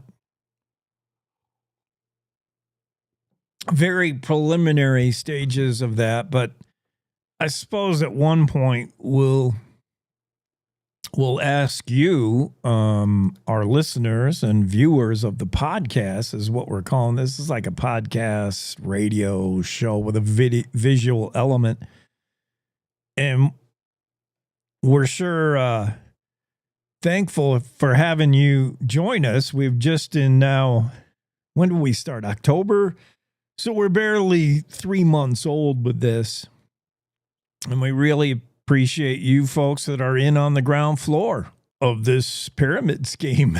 You were here early. You were here in the beginning. You deserve some kind of badge of honor for living through the early days, the early months as we fine-tune the product. But yeah, we're happy to have you along. We want to grow this family of fans of the show and take it to radio where it's just going to be more of the same, only just a different new way, a new outlet for you to be able to hear the show and be able to consume the show. So we're getting there. And one of the ideas is This show could one day be on your favorite local radio station, and it may not be on in real time. It may be a replay at some point in the day, later in the morning, maybe in the afternoon. We don't know. So I'm trying to get out of the habit of saying what time it is because it won't matter. One of these days, we're just going to be on all the time. We'll be on, who knows? You'll turn on the radio in the afternoon. There we are. You'll be on the internet in the morning, and you'll see us in real time live. Any way you want to do it, it won't matter. This will be hopefully just 4 hours of entertaining and informing program that lives outside of time. Time means nothing to us. So, yeah, might be in the morning, might be late at night, might be in the afternoon. Who knows? I'm not going to say. I won't tip my hand as to what time it is. I don't really know, and I don't really care. But I do care about this story. Killing owls to save owls. Mark Hines. I don't know about this.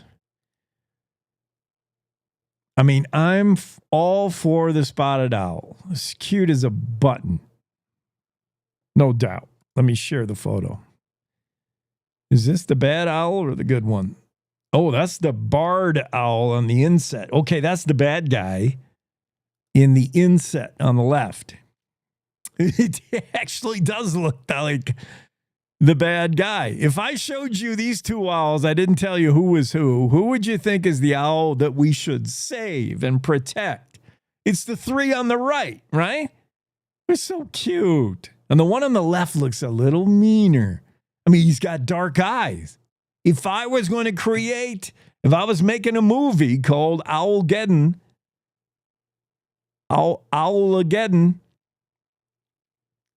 if I was making the Hollywood version of this actual real life story about how we're going to go gun down 500,000 of these owls on the left in order to save the ones on the right, this is how I would portray. This is how I would cast the movie if I was in charge of casting a new major Warner Brothers movie, and I was in charge of casting, and here comes an actor, and he looks like the owl on the left. I'd say, "Oh, you're perfect for the antagonist. You're perfect to be the bad guy. You've got that look, the dark eyes." Your beady dark eyes. You look mean. Your beak looks sharper and nastier than the other ones. You do look evil. And meanwhile, if someone else comes in and they look like they have three owls on the right of this photo, I'd be like, oh, they're so adorable. You'd be perfect for the poor owl that's being picked on by the owl on the left. And yeah, we're kind of playing favorites. We're kind of playing God with the whole thing. In my opinion, I'll go into the opinion room. The views and opinions expressed on the Cowboy State Daily Morning Show are solely those of its host and do not necessarily represent those of Cowboy State Daily's reporters, editorial staff, or ownership. Yeah, according to the story from Mark Hines, Fish and Wildlife Service, U.S. Fish and Wildlife Service, plans to send trained shooters into the Pacific Northwest coastal forest armed with shotguns. I don't know what they're going to use. And they're going to shoot to kill. We should play that AC/DC song. 470,000 barred owls. What could possibly go wrong? I've seen the government's idea of trained shooters. The government has a branch. There's a branch of government called APHIS, APHIS. I can't remember what it stands for, but they do a lot of work in Wyoming, and they're considered technically pest control, this APHIS. And what they're most known for is gunning down coyotes. And these trained shooters from APHIS, a federal government agency, when asked by ranchers in Wyoming or whatever calls them to the job, I don't know, but that's what they do. They're just redneck yahoos who, for a living, get paid to get in an airplane, hang out the side of it, and just shoot coyotes as they fly over. That's their job. And it's such a mysterious. Who do I have in the Zoom room? Oh, Andrew. All right, Andrew, I got to kick you out of the Zoom room because I got to restart it. Sorry. Oh, man. So anyway, APHIS is such a mysterious branch of the government that other higher-ranking branches of government, senators and whatever, they don't even know how APHIS operates. They don't know how to get a hold of APHIS. What's their phone number? That nobody knows anything about them. It's just such a weird thing. So that's the government's idea of trained shooters, is just to arm a bunch of redneck guys, tell them to go out and shoot these barred owls. Hopefully they identify the barred owl correctly and they don't shoot spotted owls. Andrew, get back in the Zoom room. I closed it and opened it again. Sorry. But yeah, the idea is these barred owls, which are not an invasive species necessarily, they came from back east. Things coming from the east and coming out to Wyoming and to the west, some people call those invasive species. Some people call them New Yorkers. But the barred owl is making its way westward, and it's pushing out the spotted owl because it's, the barred owl's larger and more aggressive. And they're hogging the spotted owl's food, wildlife officials say. So in order to balance the ecosystem, which has delicately been in place for millions of years, well before man got here, in order to balance things, man's got this idea that we're going to go shoot about 500,000 barred owls. That ought to fix things.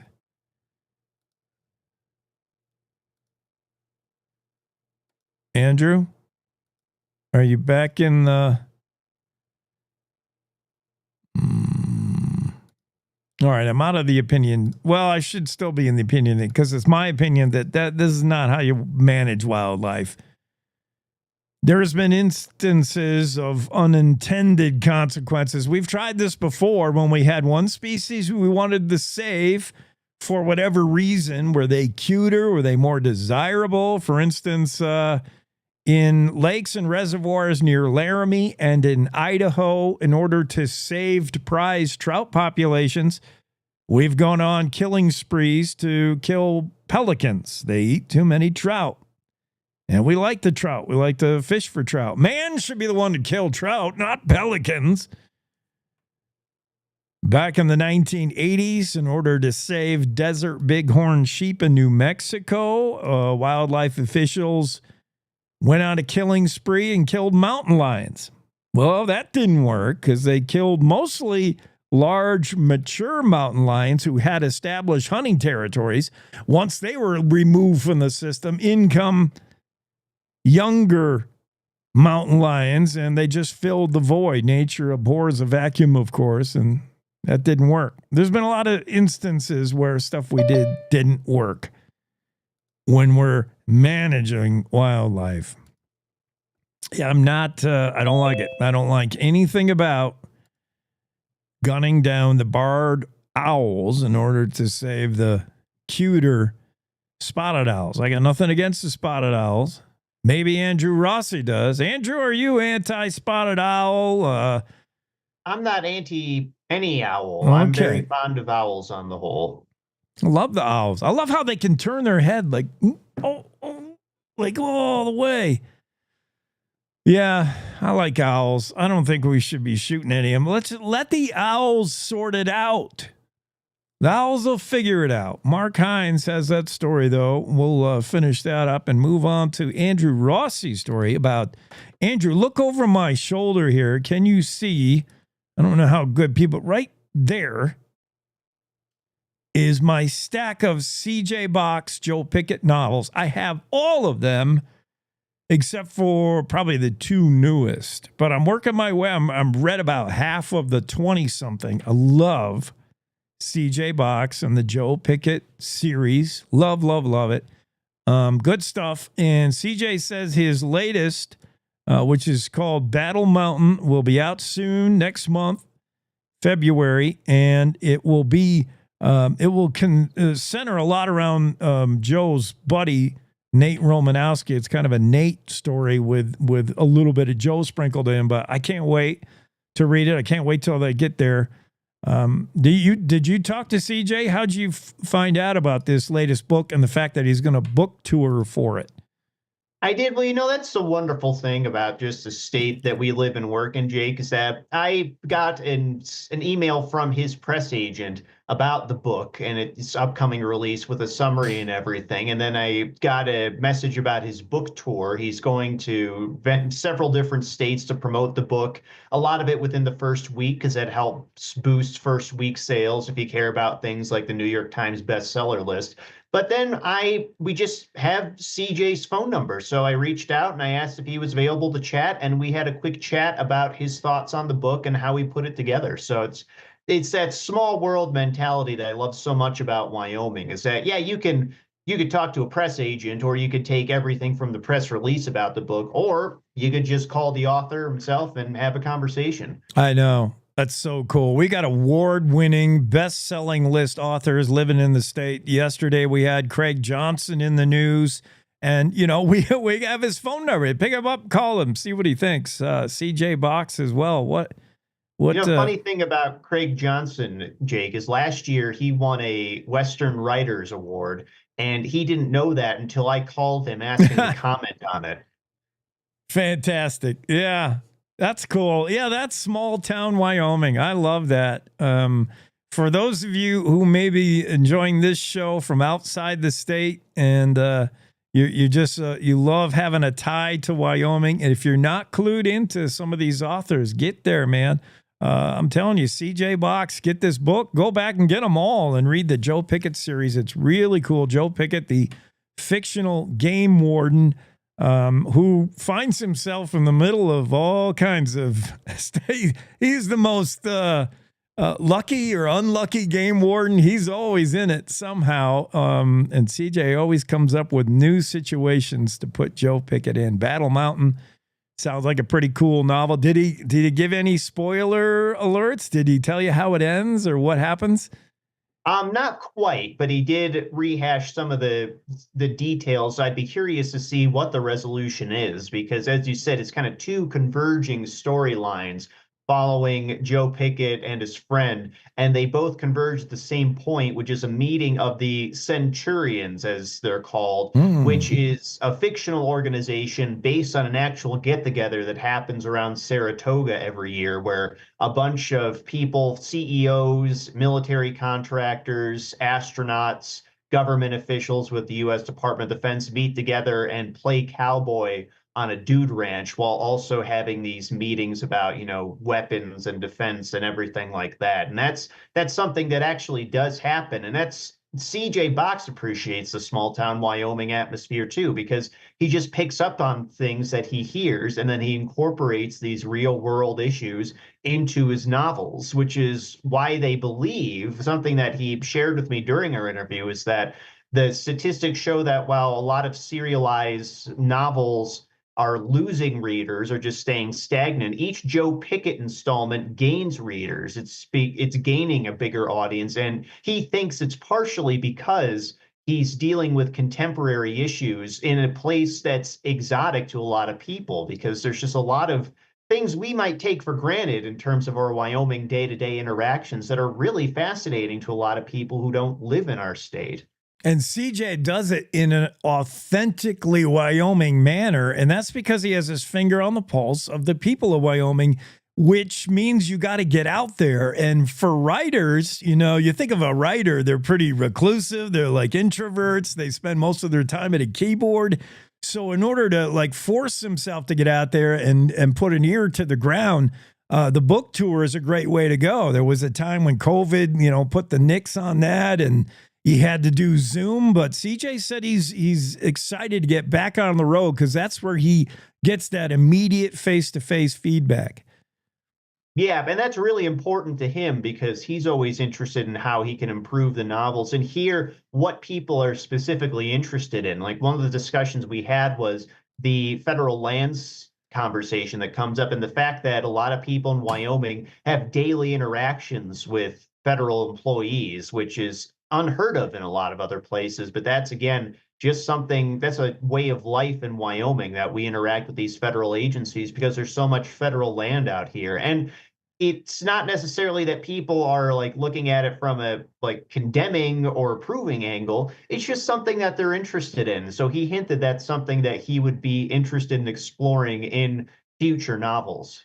Yeah, and he said you mentioned in the article like the time it takes, like when he signs off on a book and it's done, it's got to go through a whole process. So he's already moved on in his head. He's writing that next one.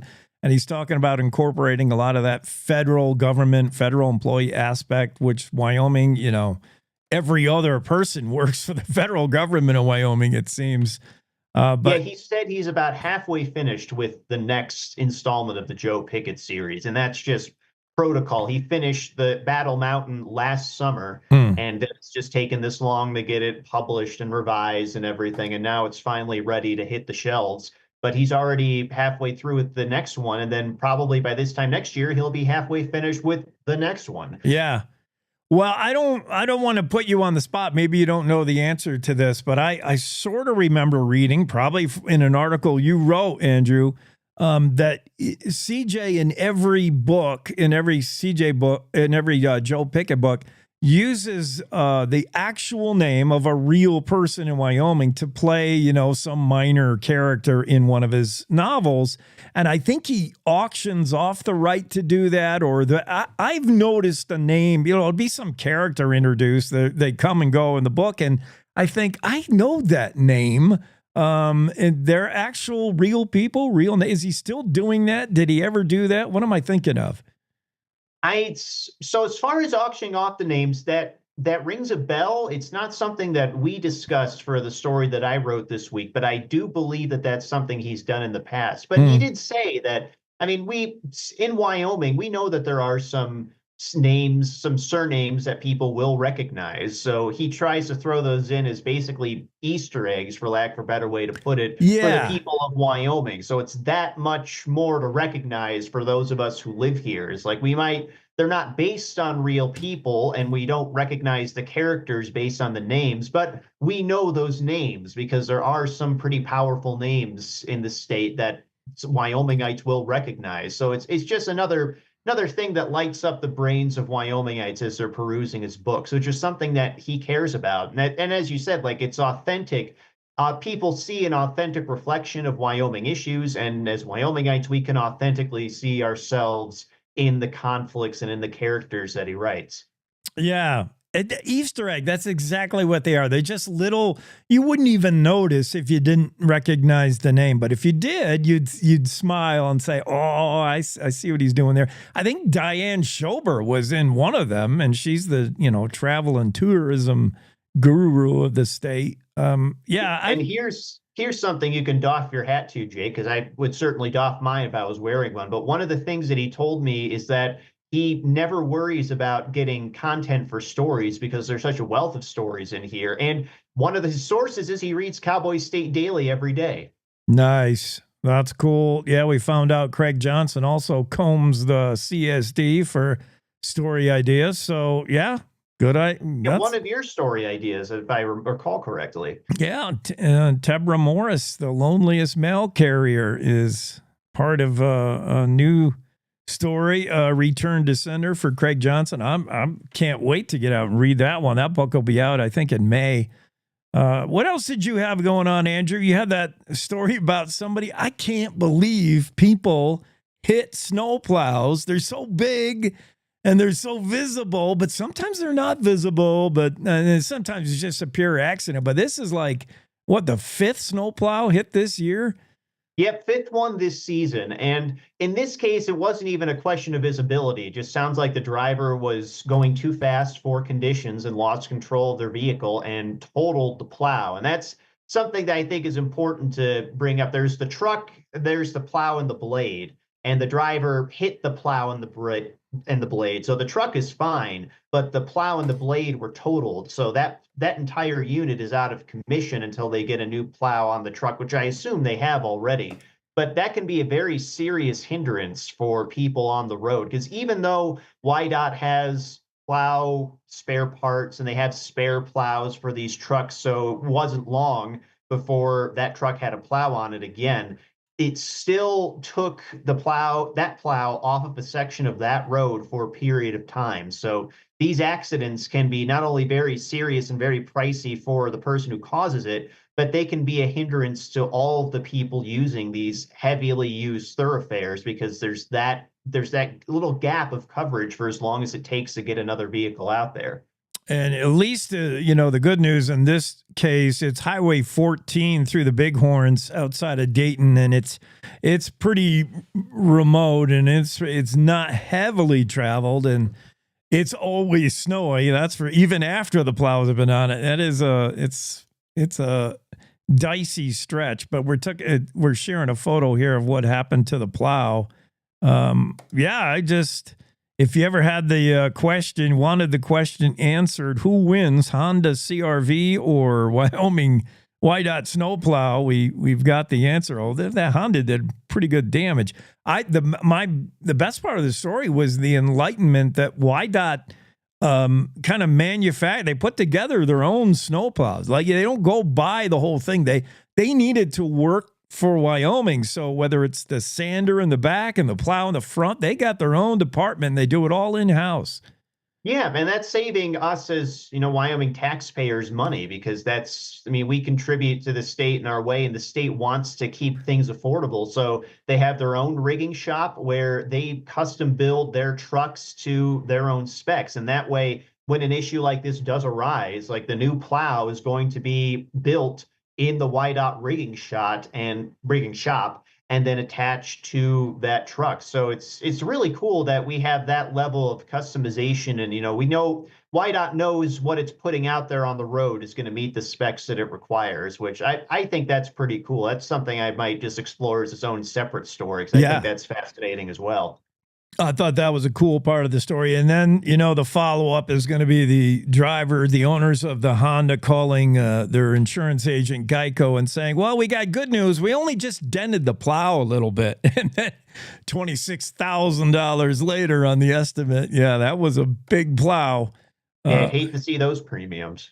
But thankfully everybody's okay, minor injuries, but it just highlights this, the whole plow. I mean, every year we hear YDOT implore us to be careful about, don't crowd the plow. And I think, how could anybody ever hit a plow? But it happens. It happens way more than you might think. 5 already this season.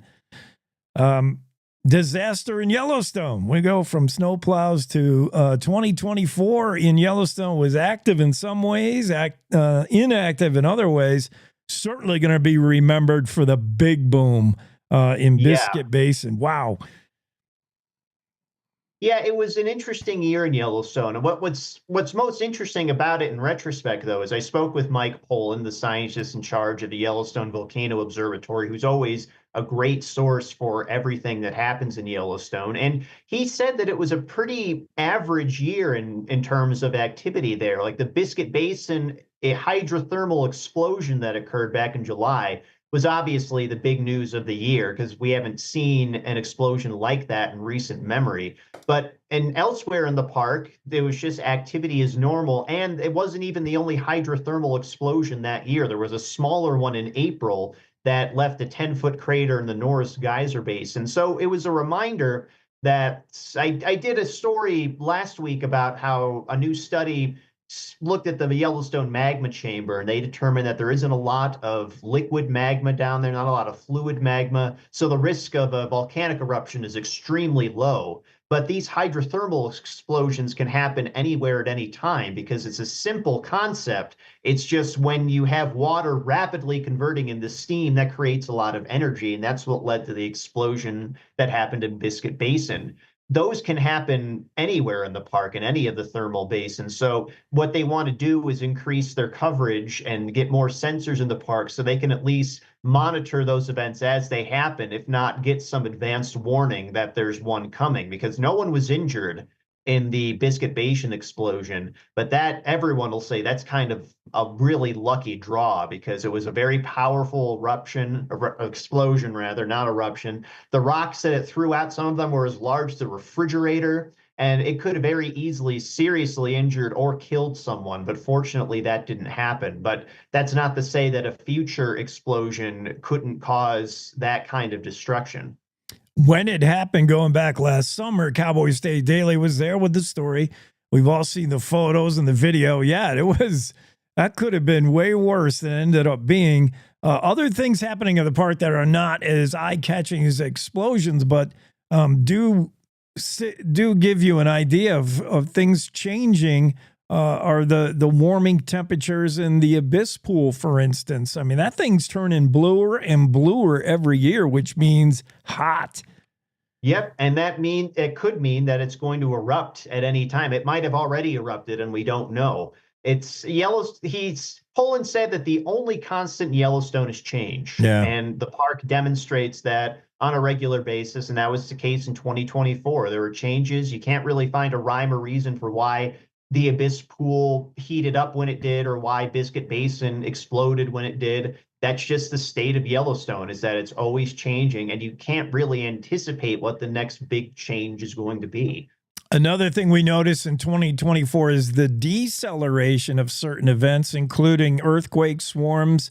They were kind of down a bit in last year, and Steamboat, which we've enjoyed after a long period of dormancy. Steamboat suddenly came to life back in like 2018 or 2019 and was firing off way more than usual, but it's starting to decrease a little bit.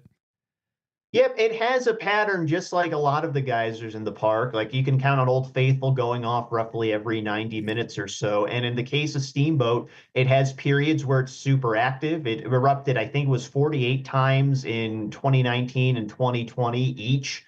And then from there, it's just started to slow down. There were 6 eruptions in 2024. And there's every indication then that Steamboat is ending its latest active cycle. And it could be decades before it erupts again, or it could wind up and immediately get back into another active cycle. We don't know for sure, but it definitely has been going back to sleep, as Poland likes to put it. That's the assumption that we can make. Might not be what happens, but it seems to be the trend. Yeah, who knows when that last time it erupts will be the last for years or decades when it goes dormant. You might have been the one that saw it. I know the last time I was there at that geyser, I saw a guy who was like, he was like a football fan. He had the chair out, he had the cooler next to him, the umbrella, and he just parks there like all day waiting for Steamboat to go off, and maybe he'll be the one that sees it, the last one for a long time. Who knows? But after your latest story of the magma chambers and the more studies we've done, and you, after talking with the experts, are giving us some assurance we don't have to fear the big one. I know if there is the big one, the kind that's like Earth extinction eruption, I will have only seconds where I am to yell your name, Andrew Rossi. You said this wouldn't happen, and then I'll be vaporized. Yeah, that's justified. I used to joke with people when I lived in Thermopolis. They asked me, what would we do if Yellowstone exploded right now? I said, I'd get us all into the car. We'd go to the highest point that we could, and we'd watch because there was nothing else to be done. Sounds good. Let's not think about that, though, as a possible scenario. And no need to think about it because it's not going to happen. So you say, Andrew. You'll be the last words on my lips as I get vaporized by that. Thank you, buddy. Have a great day. Andrew Rossi joining us in the Zoom room, assuring us Yellowstone's not going to blow anytime soon, but 2024 was a year of activity and things to keep an eye on in the nation's first national park. Let's get top of the hour news. Riley Strand's waiting. He's in for Wendy Core. It looks like this. It's time to take a look at what's happening around Wyoming for Wednesday, January 8th. From the Cowboy State Daily Newsroom, I'm Riley Strand, in for Wendy Core. Wyoming author C.J. Box will travel across the country to promote Battle Mountain, the latest novel in his popular Joe Pickett series, which goes on sale February 25th. Cowboy State Daily's Andrew Rossi reports that Box prefers to tour the old-fashioned way because it helps him keep his ears open. He likes to listen in on what people are talking about in grocery stores and post offices and bars in Wyoming, and then incorporating these real-world issues and concerns into his novels, which is really made them so successful. The 25th entry in the Pickett series traces the character's latest adventure, trekking across Wyoming to find missing elk hunters. Arthur Nelson, the wrong-way driver whose reported meth use and reckless driving led to the deaths of 5 young people on I-80, died in prison on Tuesday. Nelson caused a chain reaction crash on the interstate in 2023, killing 5 students traveling back to Arkansas after visiting Jackson Hole Bible College. Cowboy State Daily's Claire McFarland reports his case was unique because the father of 2 of Nelson's victims had forgiven him. But what's been interesting about Nelson's case is that the father of 2 of the victims, and later the mother of one of the victims, have forgiven him. Phil Prime, the father of 2 of the young women who died, has said at every turn that he has forgiven Nelson. Sarah Wimberly, the mother of another student killed in the crash, also openly forgave Nelson in court during his sentencing. Even as some sick patients test negative for illness, cases of the flu, COVID-19, and other viruses are spiking dramatically in Wyoming. Cowboy State Daily's Jackie Dorothy reports that, according to health officials, the spike is likely due to mutated strains of influenza. We are experiencing a surge in Wyoming. We have high virus rates, and you need to be aware of it, especially those that have asthma and pre-existing conditions, and those that are older in age. Take the precautions, protect yourself. They do believe that the flu shot that they have is covering some of the flus that are out there. So it does protect you a little bit. It is just not protecting you from the one that is coming out of left field. There is no magic cure if you have already caught the flu, COVID, or another mysterious virus. You'll need to treat your symptoms and get plenty of rest. I'll be back with more news right after this. For half a century, glyphosate has affordably and effectively protected Wyoming farmers' crops from invasive weeds. Without it, the impact would be felt beyond the fields, hitting Americans where it hurts, our wallets. That's why the Modern Ag Alliance advocates for farmers' continued access to essential crop protection tools so food prices don't rise even more. Get the facts at controlweedsnotfarming.com. Paid for by the Modern Ag Alliance in support of Wyoming farmers. The U.S. Fish and Wildlife Service plans to send trained and permitted shooters into Pacific Northwest coastal forests to kill up to 470,000 barred owls.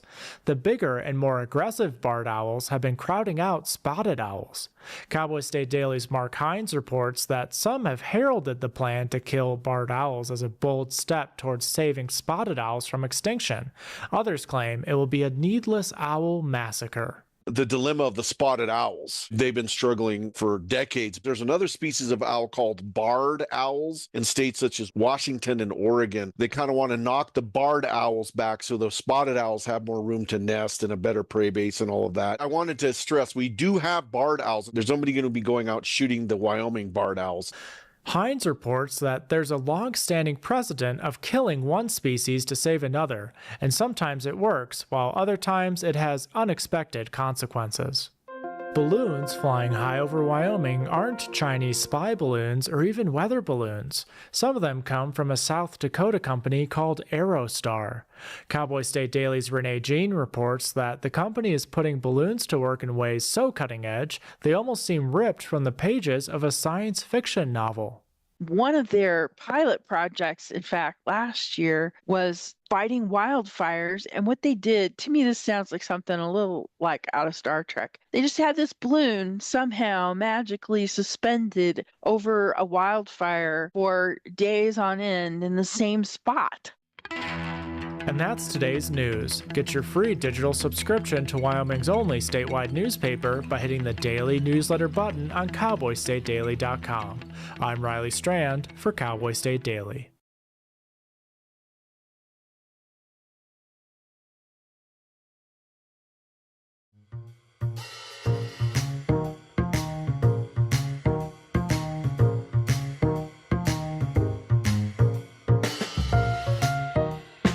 Hello.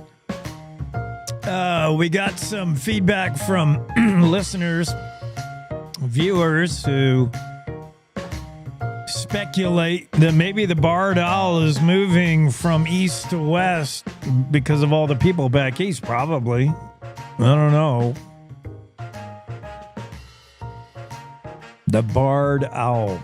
The barred owl's being barred in Oregon and Washington and the Pacific Northwest. Mark Hines has that story about how wildlife management sometimes includes shooting 500,000 of the species to help owl getting. Yeah, I'm not a fan.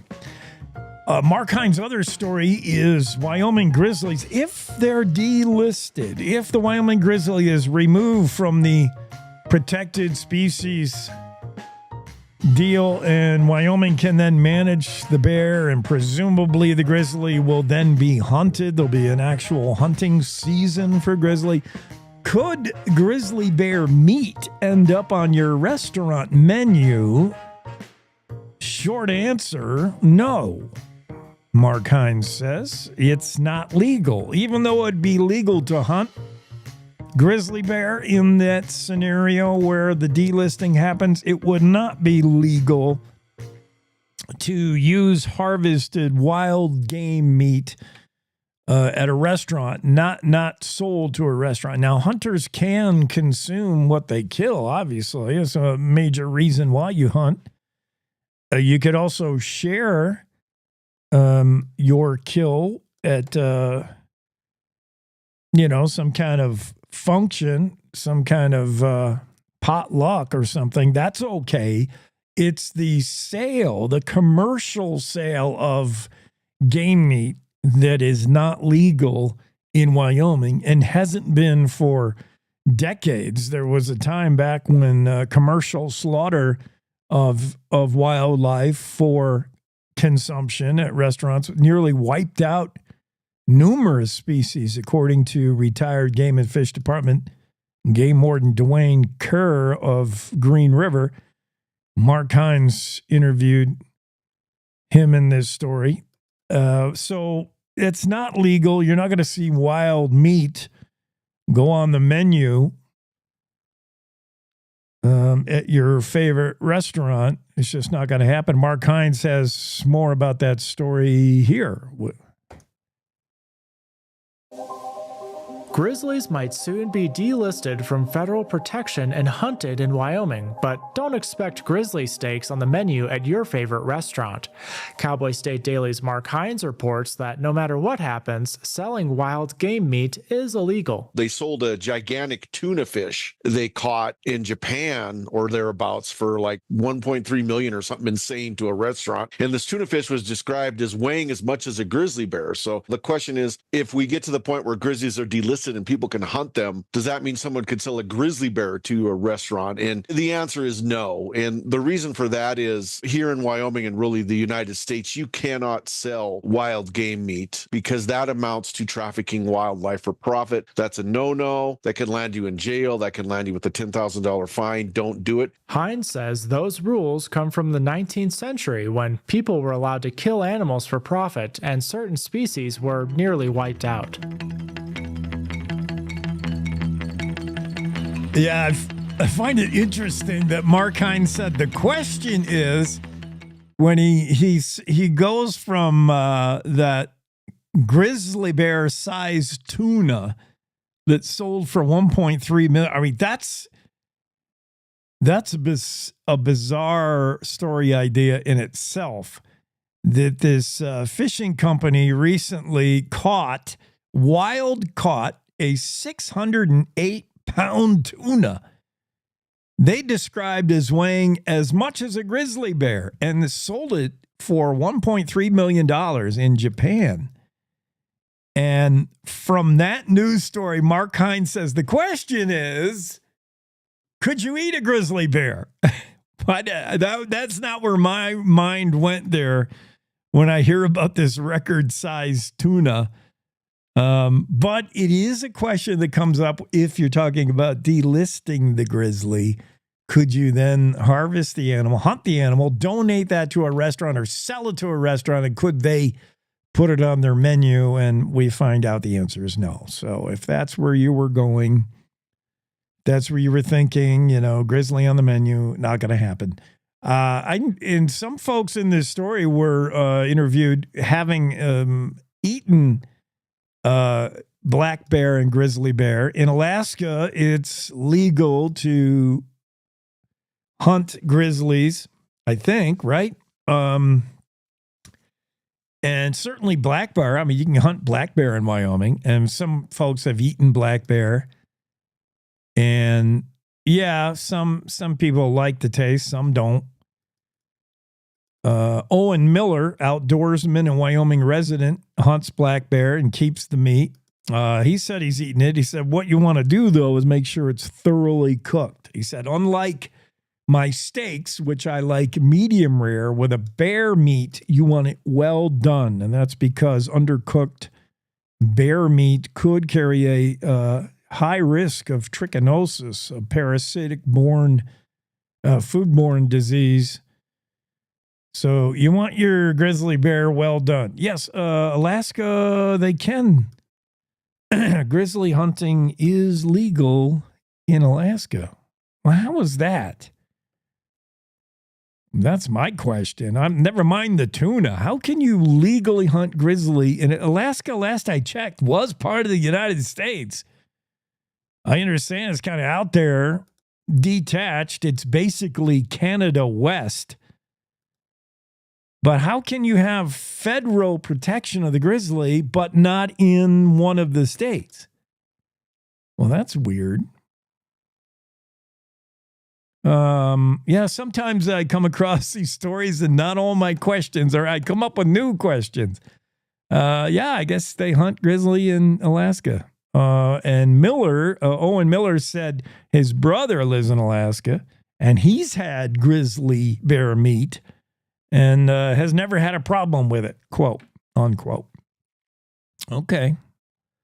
But yeah, you're not going to see grizzly appear on the restaurant menu anytime soon. Claire McFarland will be joining the discussion in a moment. She has several stories we got to catch up on, including one today that is just gut-wrenching, heart-wrenching story that reaches, I guess, conclusion. This story happened back in 2023. A fiery crash on Interstate 80 outside of Sinclair, Wyoming, when a driver going the wrong way on the interstate, high on meth, crashed. The crash triggered a chain reaction that ended up killing 5 young people, 17, 18, 19-year-old teenagers who were coming back from a Bible college in Jackson. They were returning to Arkansas. Just a horrific accident. A story that originally appeared in the Cowboy State Daily when it happened. The reason why it's in the news new again is because the man who caused the crash, who is doing prison time for like a century, he's going to be in prison for up to 100 years. Arthur Nelson, 59-year-old, died on Tuesday in prison. Don't know cause of death. Probably not ever going to know cause of death. That's something that's not usually released by officials. But yeah, so maybe that's the period on the story, the resolution on the story, I don't know. It's certainly not something that the families, most of the parents of these kids were waiting for. And that's the part of the story that really just tears at your heart. Claire McFarland, the story about the guy who caused that crash, he died in prison. Obviously, that's not really the story. The story, I think, behind it is the way the parents of the victims reacted at the time and still today. They're talking the talk and walking the walk, and they're carrying out their faith, which requires them, really demands them to forgive as a Savior Jesus would forgive. And their kids killed by this man who was, do we have to say alleged high on meth, or can we say? No, he's convicted. Okay. The idea that you could lose a child and still say, I forgive this guy. I don't blame him. He gets my complete forgiveness. Wow, that's tough. Yeah, Phil Prime was unique. He is unique in my field.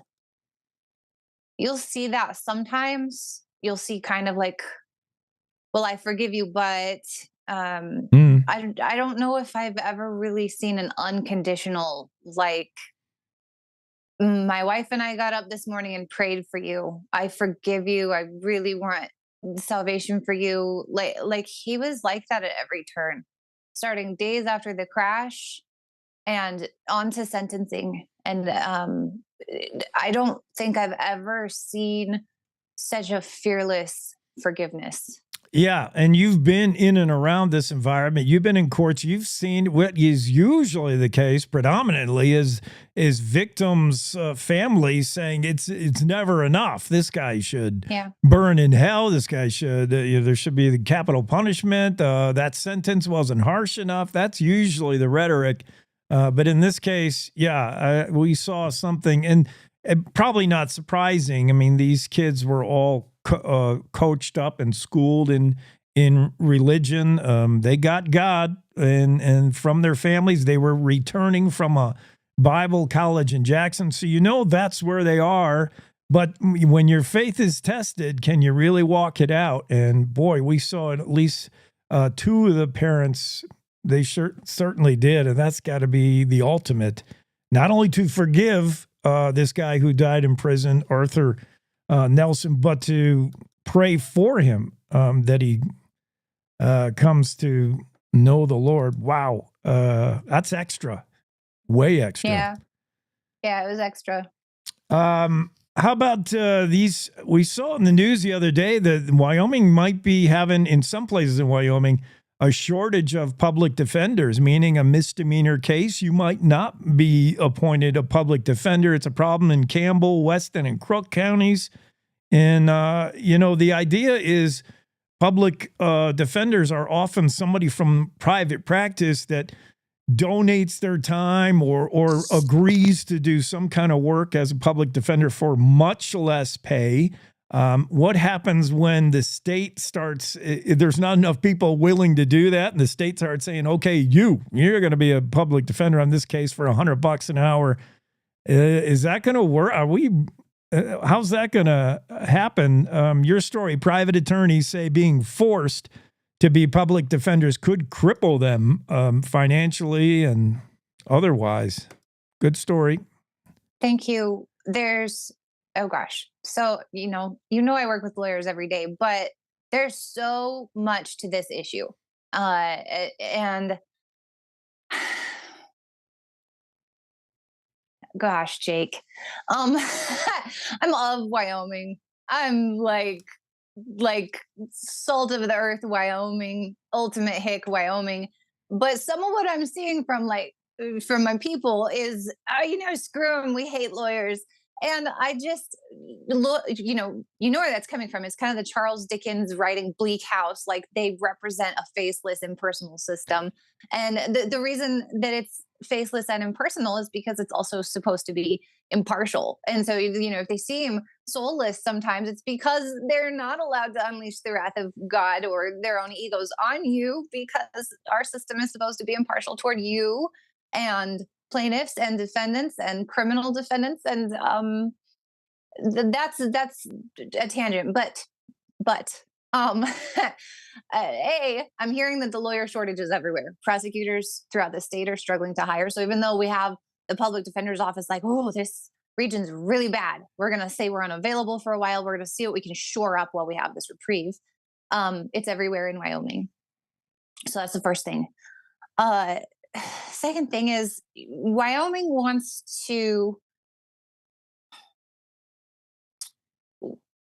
libertarian, right? It's a Republican, but it has like hard libertarian leanings, and so there's this idea of like self-sufficiency, and that sometimes can breed a distrust in lawyers who are very malleable advocates. But prosecutors, because we're tough on crime too, prosecutors and public defenders are two sides of the same coin.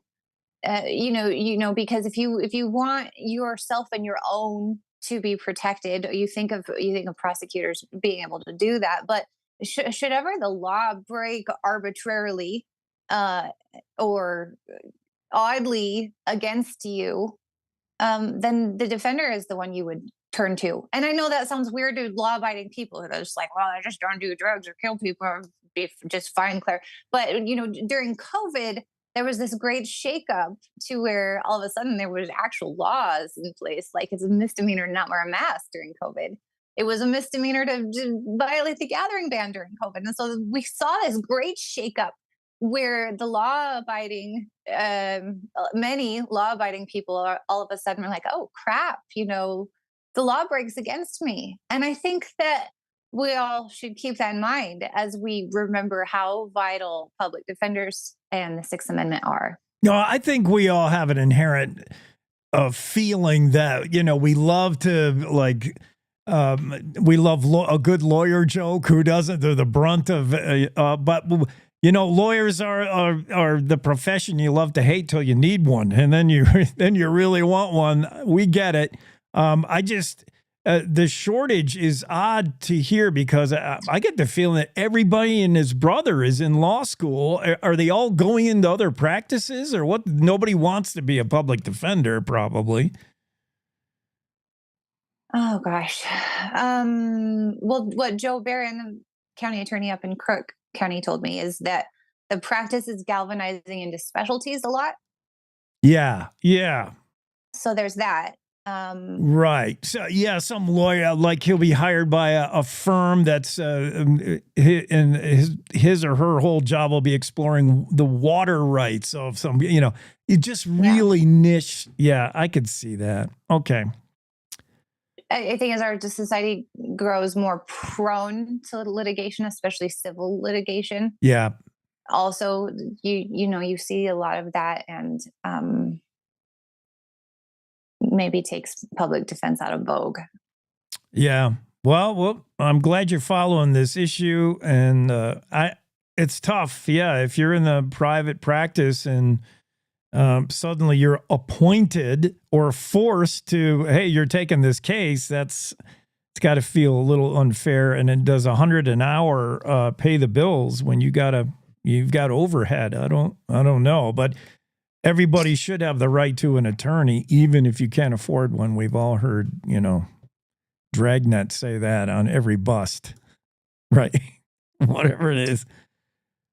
Sorry, I don't know the reference.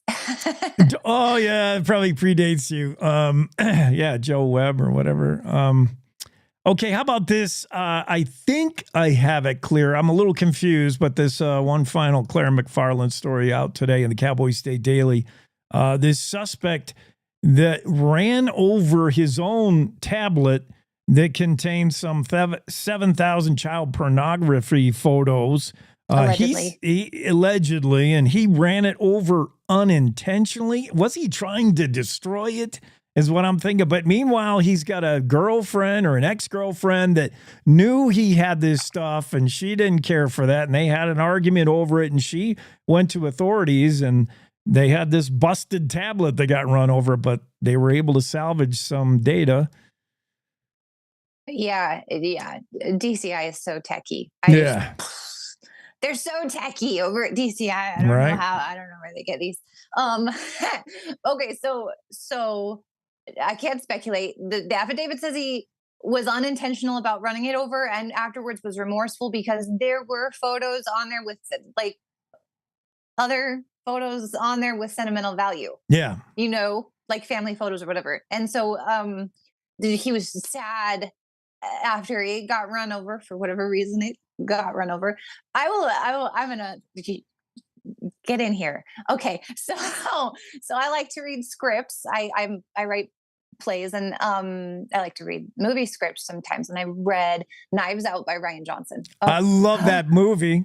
Oh my gosh, the script is even, because you're reading the script and it's just more granular and it's more like mechanical, and I love the pieces unfolding in my head. But Rian Johnson's interesting. So usually it's like person quote, sometimes stage direction. At one point in the end, when everything's culminating in this perfect storm, instead of there being like a stage direction or a person quote, there's this mug. Do you remember there was like a mug throughout that movie that was kind of a focal point? Yes. It was like the rich guy's mug. And then, at a certain point, the mug is like mug, and then it has the action the mug is supposed to do. And it's just this moment where we realize that actually our world isn't revolving around all these wild and sometimes unsavory people, but around this object and what it represents.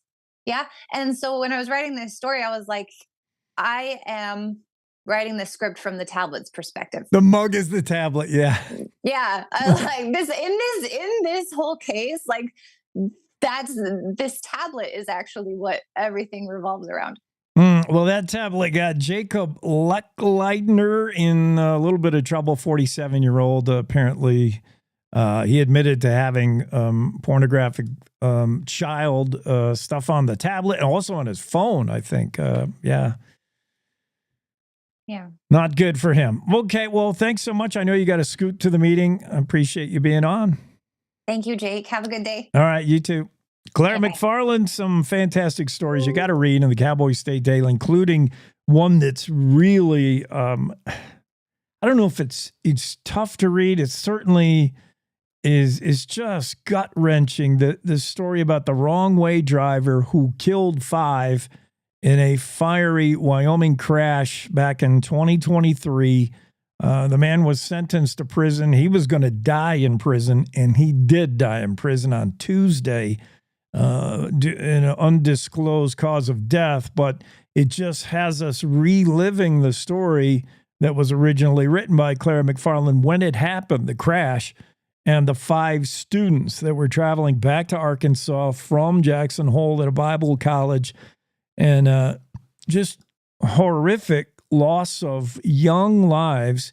And the way the parents responded, at least 2 of the parents of the kids saying that, they had no ill will toward the man who was high on meth.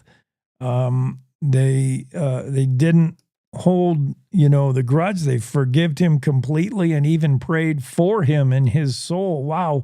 I mean, how do you get there? That is that's 180 from what most parents of a victim of like this would think, and that's no punishment is enough kind of attitude. Just incredible story, and maybe some resolution for those involved, although I think, if you truly in your heart forgive this man, whether he's dead or not isn't going to matter.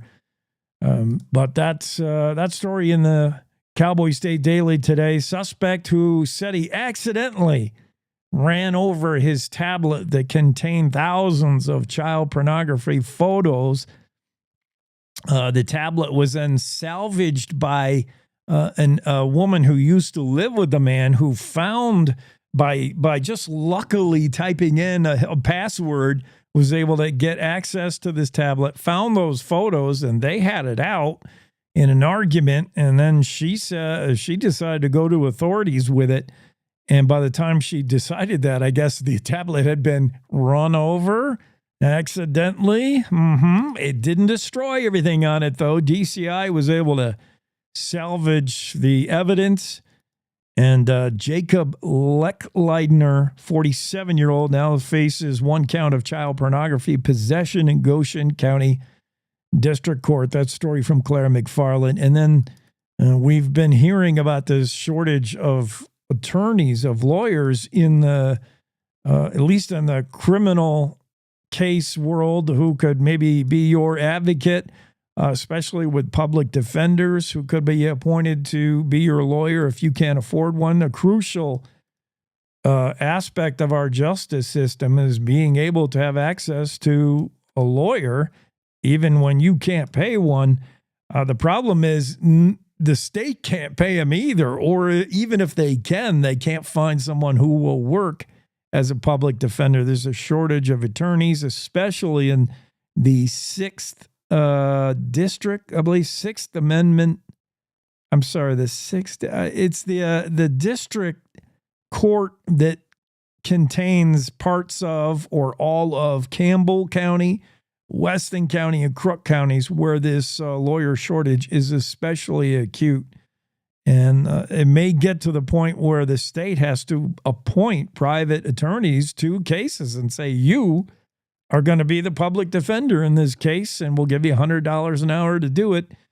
Private attorneys say being forced to do that for $100 an hour is going to cripple them. Claire McFarland has that story. Let's go rodeo a little bit. What do you say as Western Ag Network and the Rodeo Roadshow with Will Rasmussen next? It's the Rodeo Roadshow on the Western Ag Network. I'm Will Rasmussen. Today, Ty McClary of the Cowboy Channel once again. We will talk about how he transitioned from his stint in Hollywood of about 10 years to his transition to the Cowboy Channel. That story involves the great Pam Minnick and others. That story on the Roadshow coming up next. Superior Livestock Auction welcomes you to Oklahoma City for the 2025 Bell Ringer Sale. Join us January 8th through the 10th at the Embassy Suites, OKC downtown, held in conjunction with our Rep Awards celebration on the 10th. The Bell Ringer is a great opportunity to market your cattle to our nationwide buyer base. For more details, to consign or get a buyer's number, log on superiorlivestock.com or call 800-422-2117. Even minor deficiencies in your herd's diet can have big effects on your herd's health and productivity. Every SmartLick formula provides a minimum 125% of NRC recommended vitamins and minerals in a self-fed tub, helping your cattle thrive through every season. SmartLick is not just another tub, it's essential nutrition. Visit us online at smartlick.com. That's smartlic.com. So you're in Hollywood for 10 years, and you moved back to Texas. And how did you transition into the Cowboy Channel? It all started with another friend of ours, I should say. It all started about the TV / rodeo on TV for me started with our dear friend Pam Minnick some years ago. Pam and her husband Billy Minnick lived too far down the road from me, about 30 miles from me, and I would see them occasionally, and I actually knew Pam from years ago as well, but it was just an interesting story. About 15 years ago, and I may be off a year or two there, but my family and I were eating dinner in a Mexican food restaurant here close to town, and Pam and Billy were on their way back from a roping, and Pam and Billy came in and sat down, and I went over to visit with them for a little bit, and Pam said, "Hey, I'm starting this show on RFD TV called the Cinch High School Rodeo Tour, and I need a co-host on there." She said, "Would you want to do it?" I said, "Well, yeah, heck, I'd love to, Pam." And of course, that turned into, she called me within just a couple of weeks there, and at that time on RFD TV, Pam and I started hosting a high school rodeo. Our thanks to the Cowboy Channel's Ty McClary for sharing some of his life with us on the Rodeo Roadshow. I'm Will Rasmussen on the Western Ag Network. Back in studio, hour 3 of our morning show, or afternoon show, or night show, whenever you happen to be consuming it. We'll have Leo Wolfson on, special guest next hour. Just confirmed, I think, that we'll have best-selling author Craig Johnson on the show Friday to talk about his latest novel, Battle Mountain, that'll be available in stores everywhere this spring. Can't wait. And that story, Battle Mountain, Craig Johnson told our own Renee Jean the other day, was inspired by reading the Cowboy State Daily. Of course. Where do you get all your great story ideas, and where do you get all your insight, entertainment, info? Cowboy State Daily. Craig Johnson. Just like regular people, Craig Johnson gets ideas reading the Cowboy State Daily. You read the story about Tebra Morris, who has one of the longest, loneliest mail routes in the country, as she runs mail in Muddy Gap, Jeffrey City, north of Rawlins, on highways where you might not see another person on that highway your whole drive. Yeah, it's pretty interesting. We'll talk to Craig Johnson. He said he can come on Friday morning, so let's try to book him in there for that. Meanwhile, let's make sure everybody's healthy. A lot of us out there are sniffling, coughing. I know I had something over Christmas break, some kind of crud. I just call it the crud. It doesn't matter to me what it is, honestly. Maybe I'm different that way. I don't hate to share my opinion. I'm happy to do it for 4 hours every day. The views and opinions expressed on the Cowboy State Daily Morning Show are solely those of its host and do not necessarily represent those of Cowboy State Daily's reporters, editorial staff, or ownership. Okay, with all due respect, and I know that's the phrase used to preface, that's the beginning of you then not respecting someone. No, but with all acknowledgement that you do you and I'll do me. When it comes to flu and COVID and the cold and RSV and anything else I could get infected with, I do not prefer to take preventative measures. I don't do the flu shot. I didn't do the COVID shot. I don't do it. That's how I do me. If I'm going to get sick, and we're all going to get sick, you know. Everyone's going to get a cold or a flu at some point in their life. And I just say, you know, that's how whatever doesn't kill you makes you stronger. And if I fight off the cold and flu, I've taught my body one more way to fight off one more different strain of whatever virus is out there. That's how I was made to work by my creator. That's how I was made to function. I know the flu shot. Some people swear by the flu shot. It just helps, you know. It's just helpful. It's medicine. Science is there to help us. And some people do the flu shot, which introduces a strain of flu to you and teaches the body how to fight that off. Me, I'm under the opinion, look, if I'm going to get the flu, I'm going to get it naturally, and hopefully I'll avoid it. I am not going to invite the flu with the flu shot.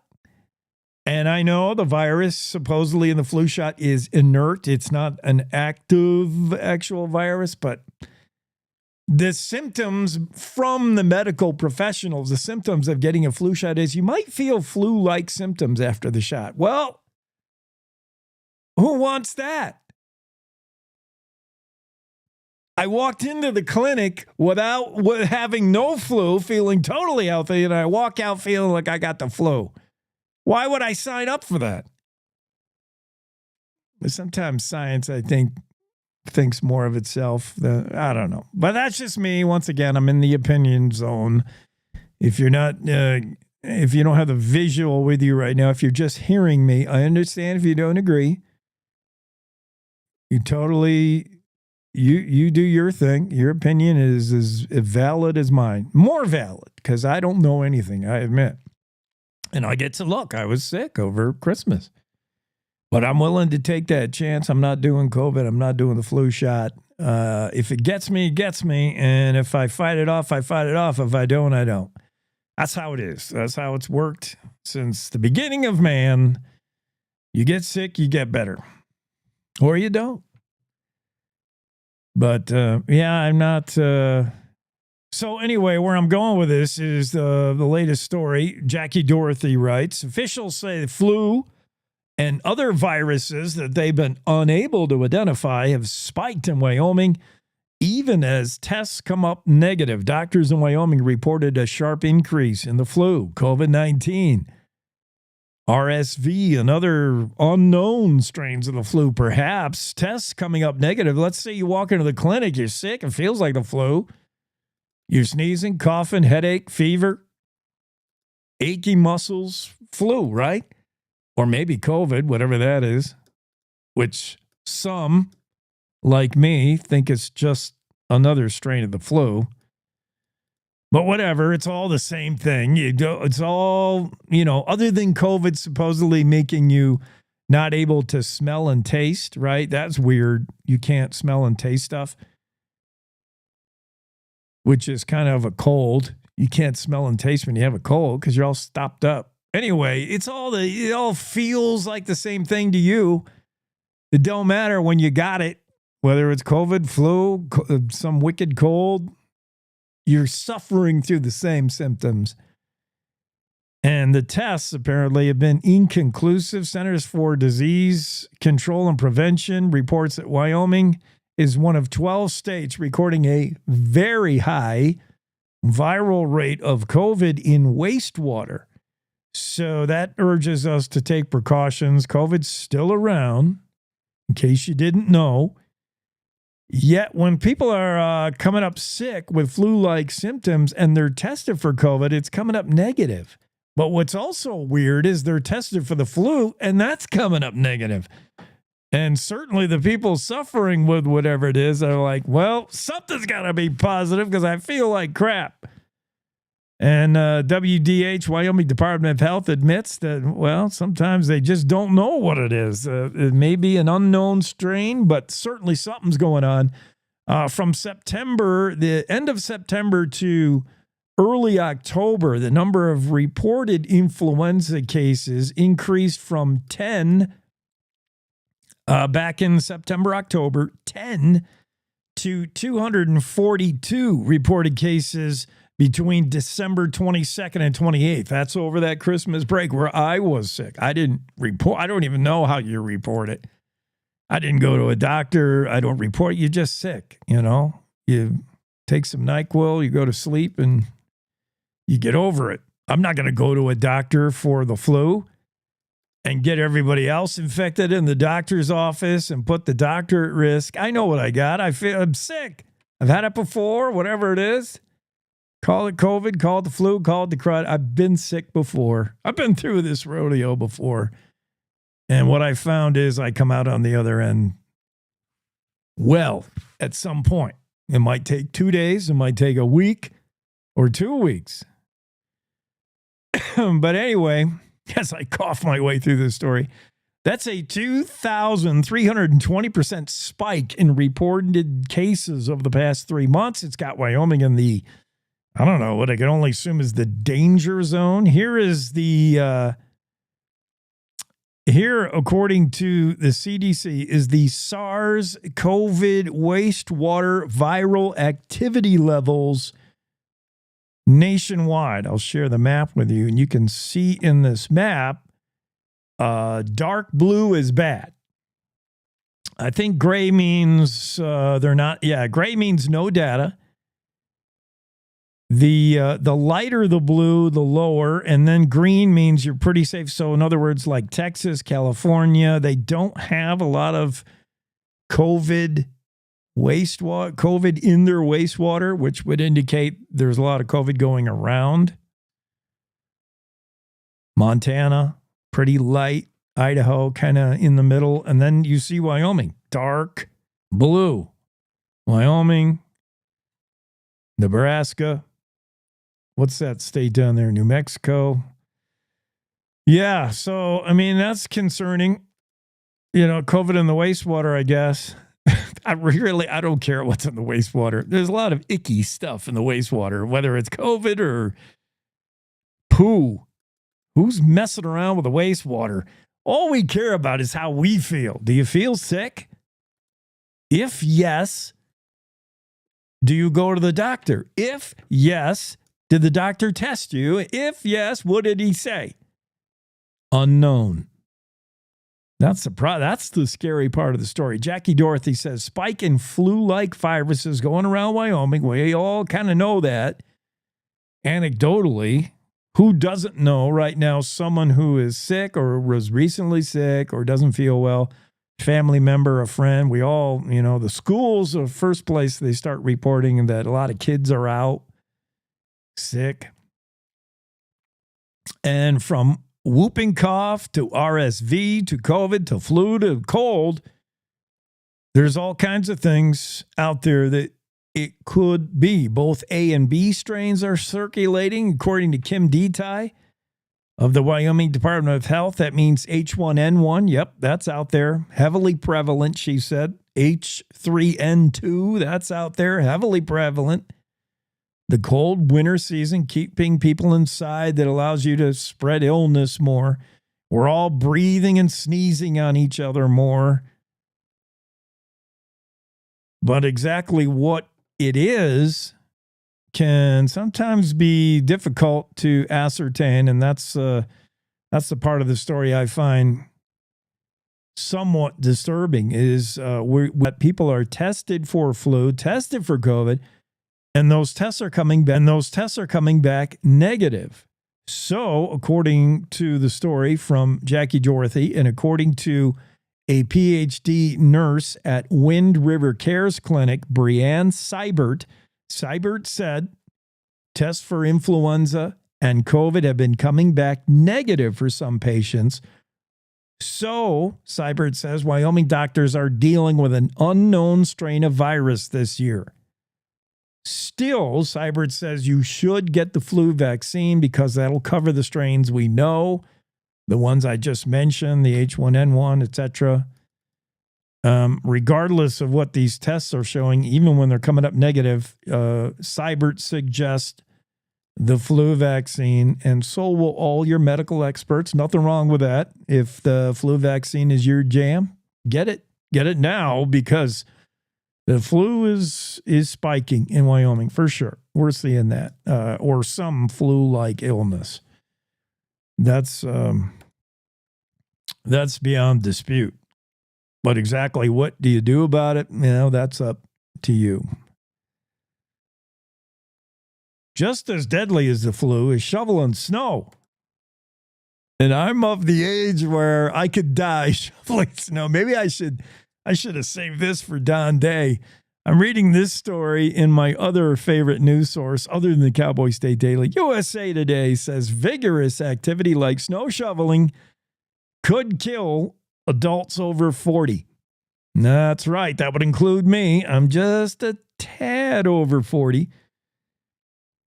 And with all the snow we got out there in Wyoming, it's like a death zone for someone like me. The American Journal of Emergency Medicine said that there were 1,600 deaths reported over the time frame of 1990 to 2006. Those deaths were snow shovel-related accidents. Nearly 200,000 adults treated in emergency rooms for snow shovel-related accidents from 1990 to 2006, resulting in over 1,600 deaths. Snow shoveling is one of the more dangerous things you're going to do as an adult over 40. And that's because, most of us are inactive, lazy lumps, watching college football on the couch, and then the wife gets nagging at you. Hey, what about I can't even walk to the car. What about the deck is got a foot of snow on it? All right. And you get up, you go from relative inactivity, you go from a vegetable state on the couch to, all of a sudden you're shoveling a bunch of snow and your heart rate starts going up. And you go from a halftime at a football game, you think you're going to get that walk shoveled in the 15 minutes you got, and then you're dead. Now you're dead. And you thought it was the fog that was going to kill you, the killer fog. You thought it might be Yellowstone erupting or maybe those strange Chinese South Dakota weather balloons. But no, it's snow shoveling. Well, it'll be the last thing you think of. Well, I never thought I'd go out this way. Shoveling snow. One more reason to move to Arizona, right?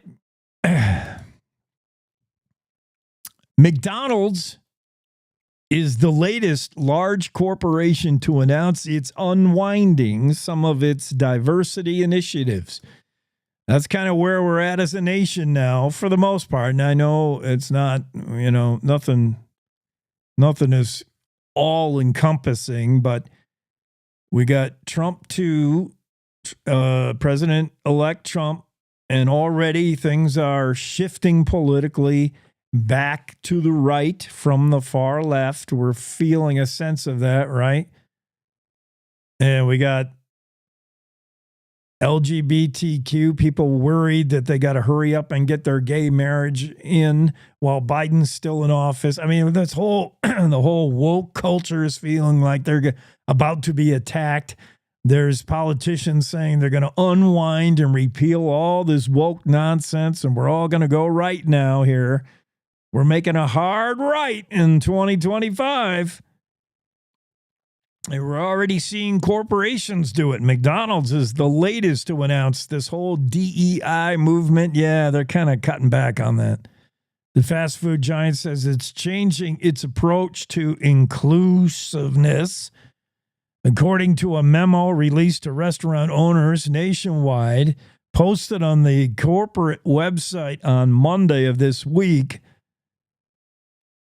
and specifically what the new policy is for McDonald's is to do away with the goals of hiring diverse people in order to prove you're inclusive. And I'm not trying to make fun of it. I still can't get my arms around what this whole, DEI thing is and training. But, we all got to be, everyone's inclusive. We shouldn't be.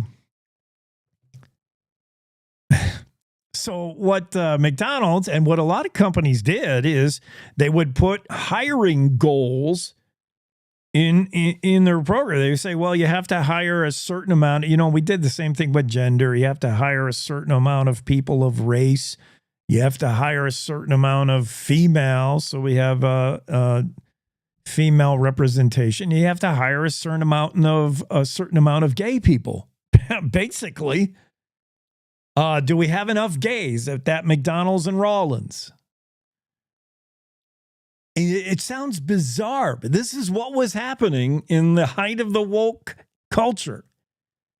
McDonald's corporation was saying, when you hire leadership positions, we've got to do some DEI stuff. We have to have, in their words, aspirational representation goals or targets for achieving diverse representation in some of the senior leadership roles. So in other words, the manager of that McDonald's,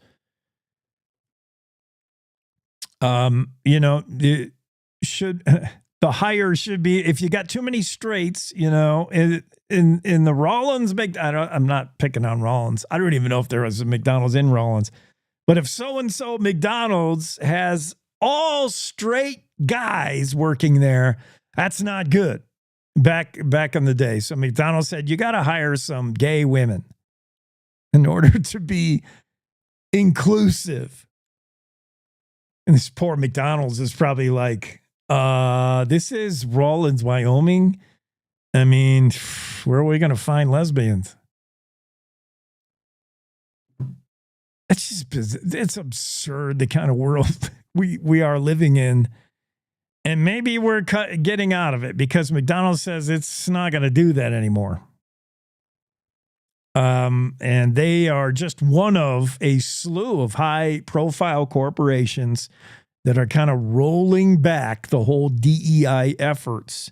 That includes Ford, Lowe's, departments at Lowe's hardware stores, John Deere, Target. We saw Target kind of rolling back on the whole idea.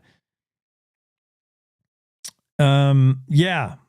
It's not that we're waging war or these corporations are waging war on the whole LGBTQ. We're not saying, you know what, when you hold your rainbow pride parade, we're going to rain on it. That's not the thing. It's just reeling back a little bit how far off the rails we were when McDonald's was saying, a certain amount of our managers need to represent transgender. We need somebody who's changed their sex, working the fry machine. We need a burger flipper in downtown Rock Springs to be gay because we have quotas to meet, y'all. McDonald's is lucky they can get anybody to work there, honestly. But yeah, this story in the USA Today saying McDonald's is the latest of the large corporations starting to unwind and walk back their diversity initiatives, which have gotten, in some cases, a little crazy, a little cray-cray. 8:57, working our way to the top of the hour, and we got to get news coming in here in a moment. Coming up next hour, Leo Wilson will be joining us. Leo's got some interesting political stories, including what we can expect of the legislative session coming up in Cheyenne. That's when all the state lawmakers get together at the state capitol and do a lot of harumph, and pass a whole mess of laws. Maybe they're gonna consider perhaps a record number of bills, over 600 maybe. And the first order of business, according to the Freedom Caucus, is the 5 and dime plan. They're gonna get right to work. And I will tell you the bullet points Freedom Caucus has. When we get Leo on live, we'll talk about what the agenda is, what the immediate agenda is. But in the story from Leo Wilson, it's more about the Freedom Caucus vowing to unify what's been a deeply divided Wyoming legislature. The Freedom Caucus holds sway for the most part in the House. They have the majority in the Senate, and it's kind of 50-50, but basically, this year, more than any year previous, the far-right Freedom Caucus has the ability to flex its muscles. It's feeling swole. It's flexing a little, or they can. But they say they're not going to steamroll everybody. This quote from Chip Nyman, the Speaker of the House, says, we're not going to steamroll everybody on a lot of this stuff. But granted, we have the votes to do it if we want it, Nyman said. But he did say we're going to make every effort to reach across the aisle, try to be amicable and responsible, and we're willing to work and to have conversations in the debate. That's the rhetoric. That's the talk we're hearing out of the Freedom Caucus. In other words, hey, we got the votes. we're in power now, we're in charge now, we can ram this down your throat if we wanted, but we're not going to. We're going to reach across the aisle. We're going to heal.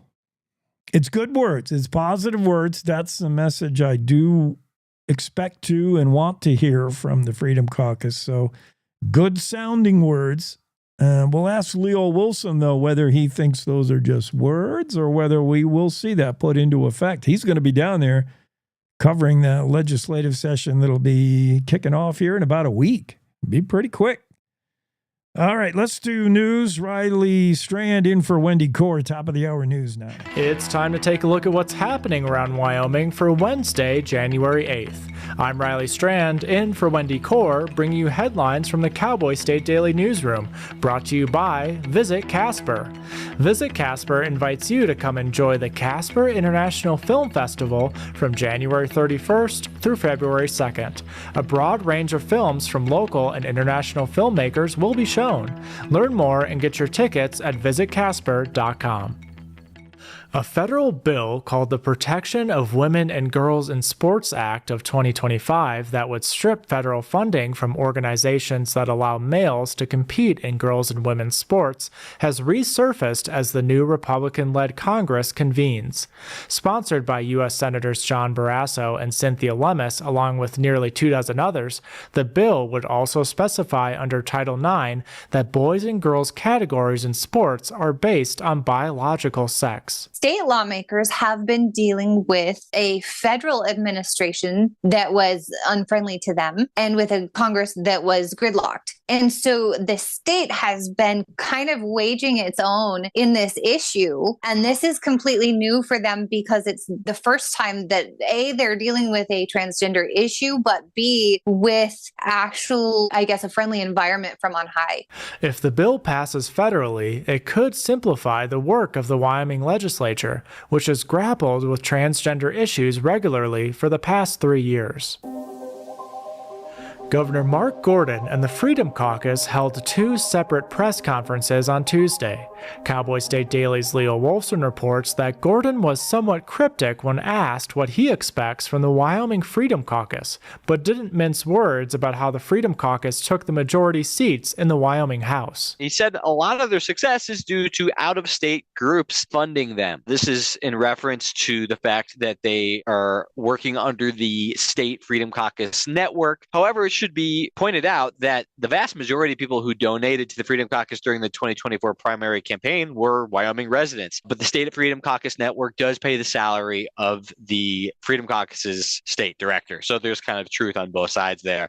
Later on Tuesday, the Freedom Caucus held a press conference where it said its main priority is unity in the upcoming legislative session. There was about 20 members of the Freedom Caucus on hand, roughly. Quite a few of them were freshman lawmakers, though we didn't really know were official Freedom Caucus members until this press conference on Tuesday. They were outlining their legislative priorities for the upcoming session in more detail. But what really caught my attention about the press conference is that they're stressing a desire for unity within the entire legislative chamber. Wolfson says this marks a difference in the caucus's previous approach, which sometimes mocked legislative leadership in the past.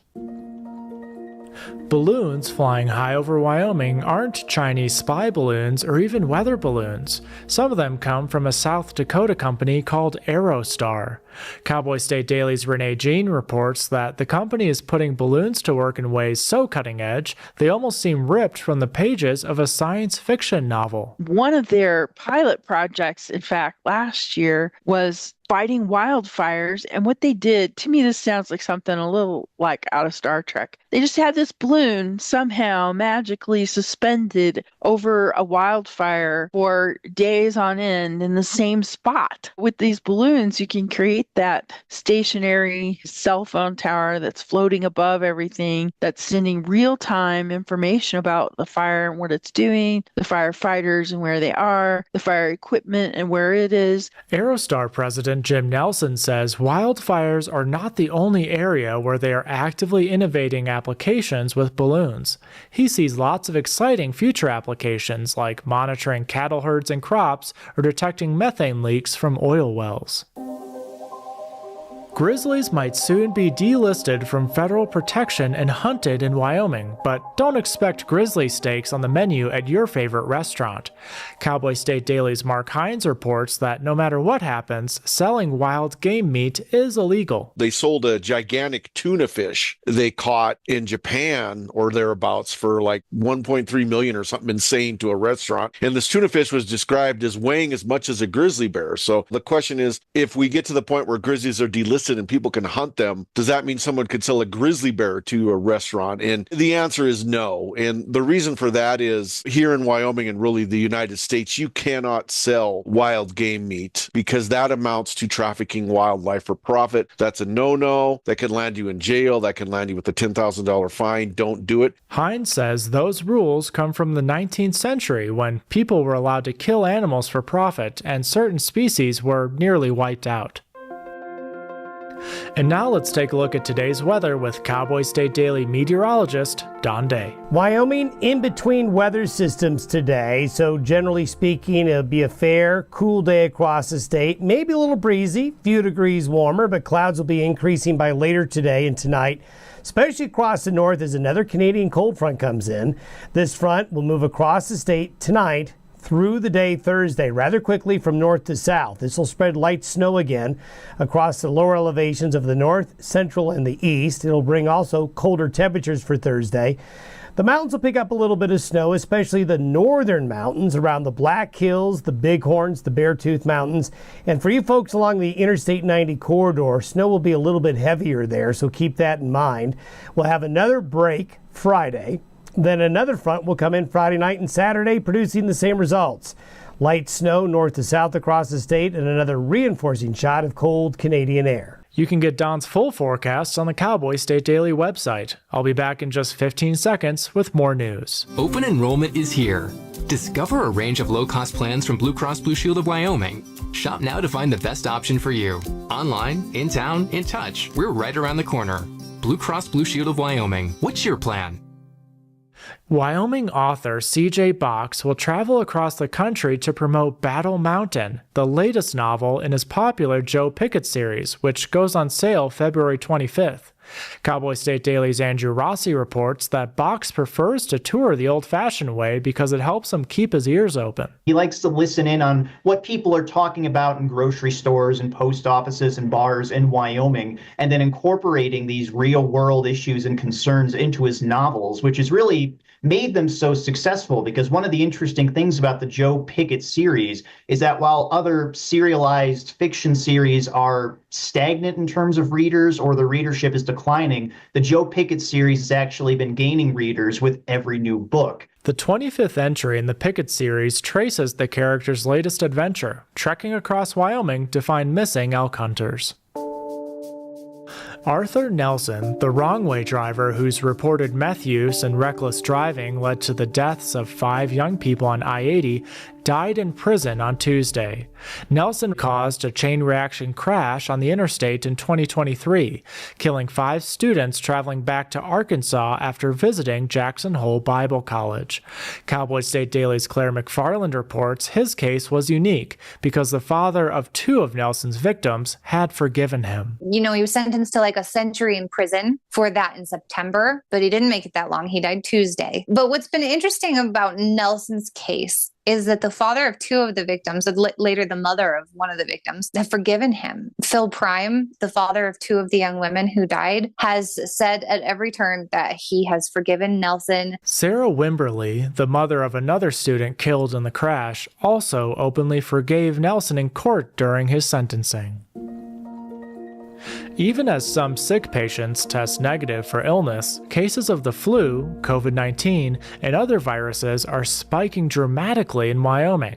Cowboy State Daily's Jackie Dorothy reports that, according to health officials, the spike is likely due to mutated strains of influenza. We are experiencing a surge in Wyoming. We have high virus rates, and you need to be aware of it, especially those that have asthma and pre-existing conditions, and those that are older in age. Take take the precautions, protect yourself. They do believe that the flu shot that they have is covering some of the flus that are out there. So it does protect you a little bit. It is just not protecting you from the one that is coming out of left field. There is no magic cure if you have already caught the flu, COVID, or another mysterious virus. You'll need to treat your symptoms and get plenty of rest.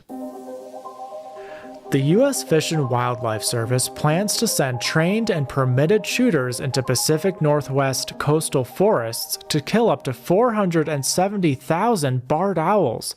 The bigger and more aggressive barred owls have been crowding out spotted owls. Cowboy State Daily's Mark Hines reports that some have heralded the plan to kill barred owls as a bold step towards saving spotted owls from extinction. Others claim it will be a needless owl massacre. I can remember all the way back in the 80s, and I'm sure it goes further back than that, the dilemma of the spotted owls. They've been struggling for decades. There's another species of owl called barred owls in states such as Washington and Oregon. They kind of want to knock the barred owls back so the spotted owls have more room to nest and a better prey base and all of that. I wanted to stress we do have barred owls. There's nobody going to be going out shooting the Wyoming barred owls. Hines reports that there's a long-standing precedent of killing one species to save another, and sometimes it works, while other times it has unexpected consequences. And that's today's news. Get your free digital subscription to Wyoming's only statewide newspaper by hitting the daily newsletter button on cowboystatedaily.com. Thanks for tuning in. I'm Riley Strand for Cowboy State Daily.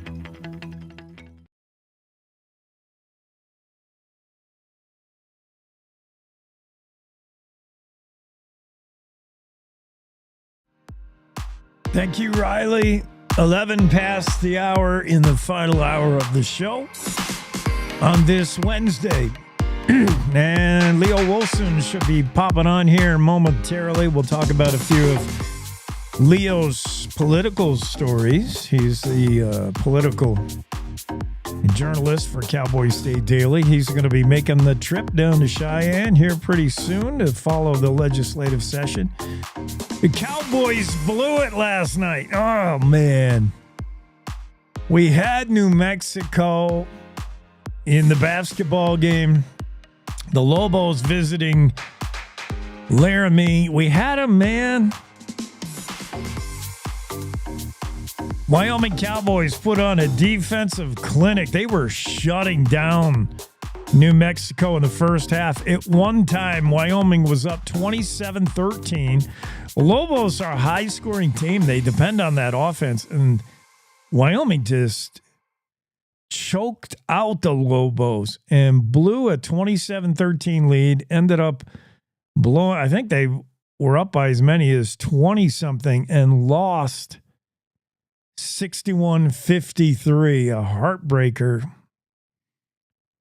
Oh, man. Just blew it. Blew it. We'll see if the girls can get redemption. That game was on CBS, by the way. Last night, Cowboys lose to the New Mexico Lobos. Meanwhile, the Cowgirls looking for redemption as they visit New Mexico. They take on the Lady Lobos in the pit tonight. The Cowgirls trying to go 3-0 in conference and make good on the boys' loss last night. Tough loss. Come on, guys. We're better than this. New Mexico?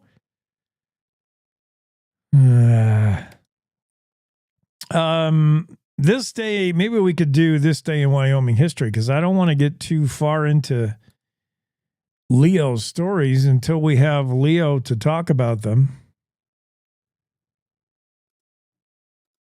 Let me make sure. Am I right? Leo joins us on Wednesdays. Yeah. Okay. He's probably busy with, the whole news writing business.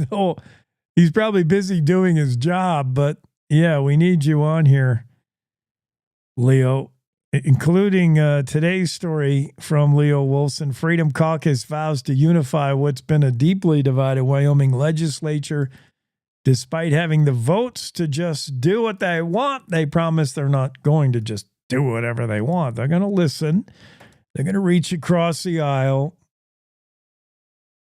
That's that was the gist of yesterday's press conference from the Freedom Caucus. Meanwhile, Governor Gordon held his own press conference. Gordon has not always seen eye to eye with the Freedom Caucus. Sometimes he admits he does get their point of view. He does see eye to eye with them. Sometimes maybe not, but he was a little bit guarded with his whole press conference. Just that happened yesterday, and he said he expects an interesting legislative session. He wouldn't comment at all on the possibility that if Freedom Caucus churned out some laws he didn't like, would he veto them? He didn't go there at all.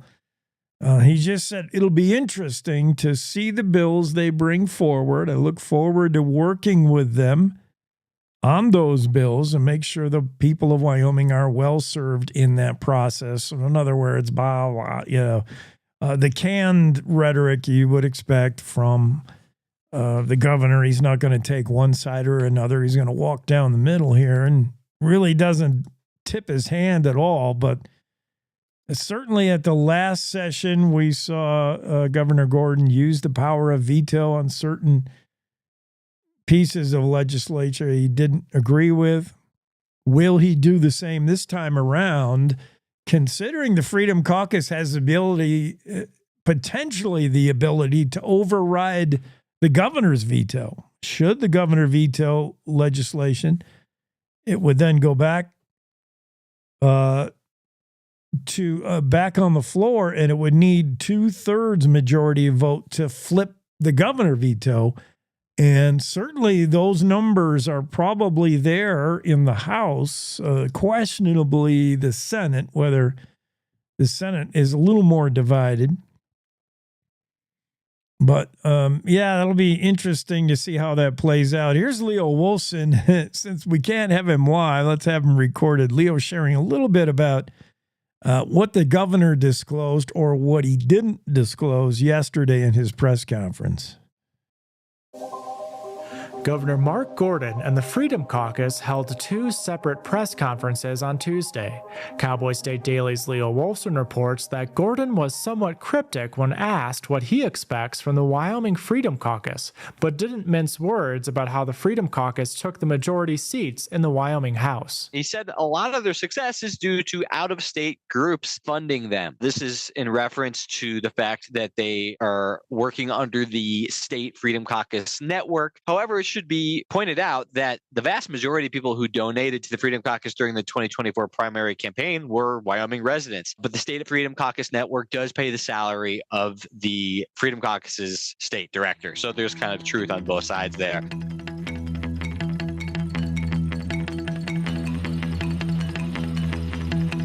All right. I did reach out to Leo, see if we can pop him on here real quick. I have him down for Wednesdays. I could be wrong, though. I'm more willing to believe that I'm wrong than Leo's wrong. Let's just say that.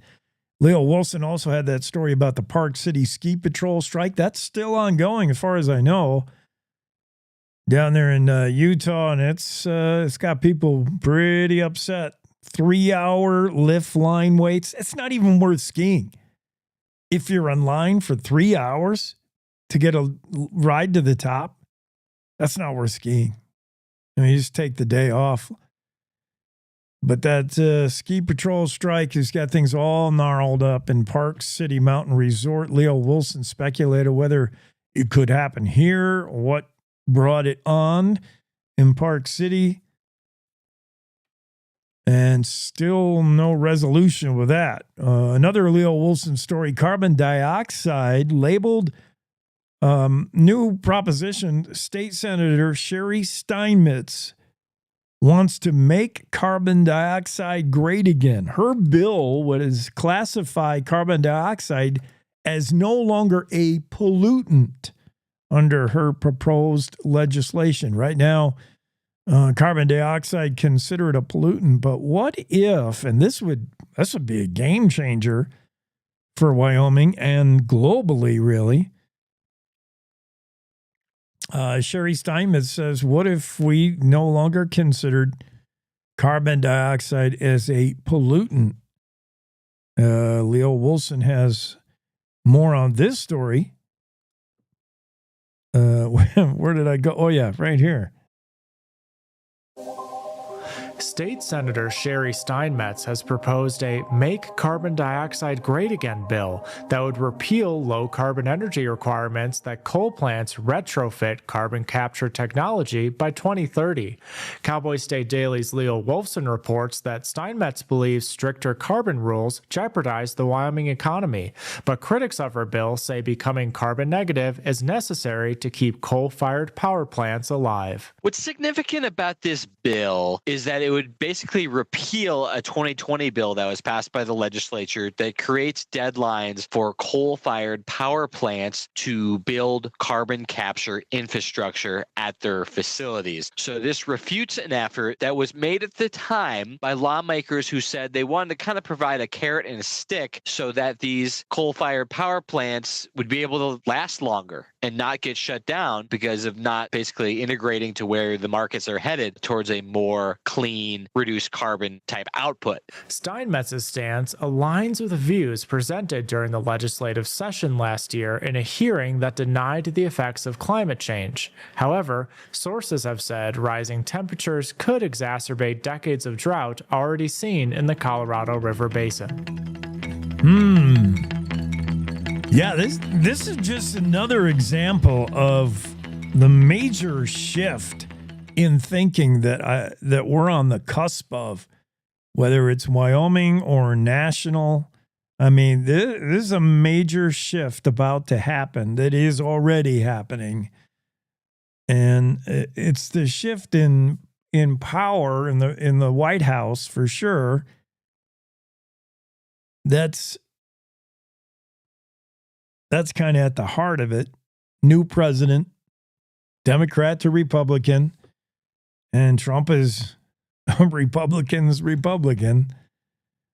That's part of the shift. The American voter mandate to move from left to right politically. We're seeing that play out nationwide. Wyoming's already been pretty far right leaning, and we're going to go even extremer right with the Freedom Caucus taking over from the majority Republicans. So, yeah, that shift is on, and it's going to mean, I think, and Cassie Craven thinks, and other folks, lawmakers think, it's going to mean a repealing of laws that are on the books. We're going to tear those down and say, man, we should have never done that. It's going to mean repealing of laws, and it's going to mean drastic changes in mindset, I think, when you have propositions like this from lawmakers who say, what if we said carbon dioxide was not a pollutant? What if we want to make carbon dioxide great again? A bill proposed by State Senator Sherry Steinmetz. So, yeah, there's a huge shift in thinking, a huge shift in mindset, politically and socially, just across the board, really. And right on the pulse of it is this guy who we invite into the Zoom room, Leo Wilson. Leo, let's start with the press conferences yesterday and the Freedom Caucus. The Freedom Caucus who kind of say that, hey, we got the numbers now to be bullies, but we're not going to be. I like that rhetoric. I like the talk, certainly, because, you would expect someone who does have the votes and the power to say, we're not going to use it to steamroll you. We do want to hear your opinion. Then we're going to steamroll you. No. But yeah, it's good talk, right? Out of the Freedom Caucus. Yeah, I think it's a positive message. Whether you believe it or not, it's definitely a positive message of saying, hey, look, we definitely believe we have the power now, but we're really going to try to change from what was done in the past. I think they're not here saying we're going to be as vindictive and we're going to do exactly what you guys did to us and this is payback time. So they're not saying that, which is encouraging. Now how they act on it and what their actions always speak louder than words, and we'll see what really happens. And I think a lot of people are probably a little skeptical at the messaging, but it's a positive messaging, and I think they're at least trying to put an honest olive branch forward to say that, hey, like, let's get things done for the people of Wyoming. We want to hear your ideas. We might not support your ideas. We might not like your ideas, but we want to hear them. We want to give them the chance, the time of day. And that's one of the big things that Speaker Nyman was telling me, is that they're going to give bills the time of the day that never had a chance before. And let's be honest, that he's referring to conservative bills mostly when he says that. He's not referring to super left-leaning causes that didn't have the time of day before and now are going to have all of a sudden have the time of day probably. But regardless, he said, there's certain, if the people of your district elected your representative, then your representative deserves to have a voice, is the essence of what he's saying. There's 93 legislators in the Wyoming legislature. We got 62 in the House, and he believes every one of them should feel like they deserve to be there, like they are part of the group, and like their priorities matter. So I think that is the approach that they're taking, at least to start out with. Yeah, even if it means using the negative approach in the rhetoric. I think you had Harrelson saying not a single voice doesn't matter, and my head exploded when I like, why don't you just say every voice matters? But okay. But this, Speaker Nyman acknowledges this divide in the legislature. Is that really there? You've been covering these sessions for a while. I've covered them off and on from a distance, and I've noted that at one time the Wyoming legislature was noted nationally as one that it worked well with civility. It operated really well. We were held up as the pride of the nation. Like, look how Wyoming does their lawmaking. That's really exemplary. That's sort of deteriorated in the past few years. Is it a divide? I mean, the whole nation is a divide now. It's them. And what's causing it? Do you really see it? Yeah, it's for sure. It's definitely real. It's not just a thing that we're blowing out of proportion at Cowboy State Daily or the media is blowing out of proportion. It's absolutely there. It was never greater than what we saw in the past session, with the clear divide between the Freedom Caucus and the Wyoming Caucus within the Republican Party. What that divide looks like moving forward is yet to be seen, because the Wyoming Caucus has kind of somewhat disintegrated after the election, at least as an organized group. They lost some of their key members in the election, and some of their members went to the Senate. So it's not clear at this time how bad or not that divide's even going to look. And maybe we are moving in a positive direction, back to unity and back to that functionality that you spoke of. I think some people would argue that functionality was kind of, as this is what kind of Representative Harrelson was kind of alluding to yesterday, was that he thought that some of that unity was almost kind of a facade, where people were expected to walk in lockstep with leadership and support leadership kind of no matter what. So there's some ethical questions to be asked about that. But yeah, I mean, another big factor is that Wyoming is really starting to get much more national attention than it maybe got in the past. And there's some negative effects of that, whether you like it or not. There's certain lawmakers, I think, of all stripes, who are trying to appeal to national media organizations. They want that soundbite on their favorite cable TV channel, whether it's MSNBC or CNN or Fox News. And I think you're seeing that presence a lot. The growth of internet and just Facebook.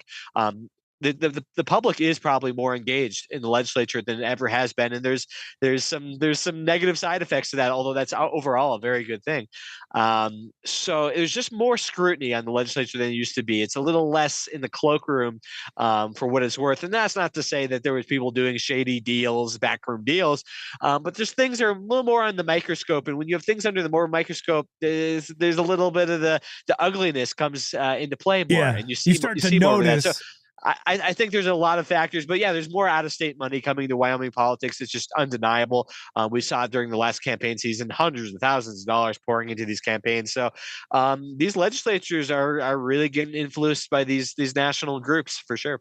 For folks who don't have their finger on the pulse of politics, like me, like those from maybe outside of the state of Wyoming, clarify what we're talking about when we're talking about Freedom Caucus. Obviously, we have political parties.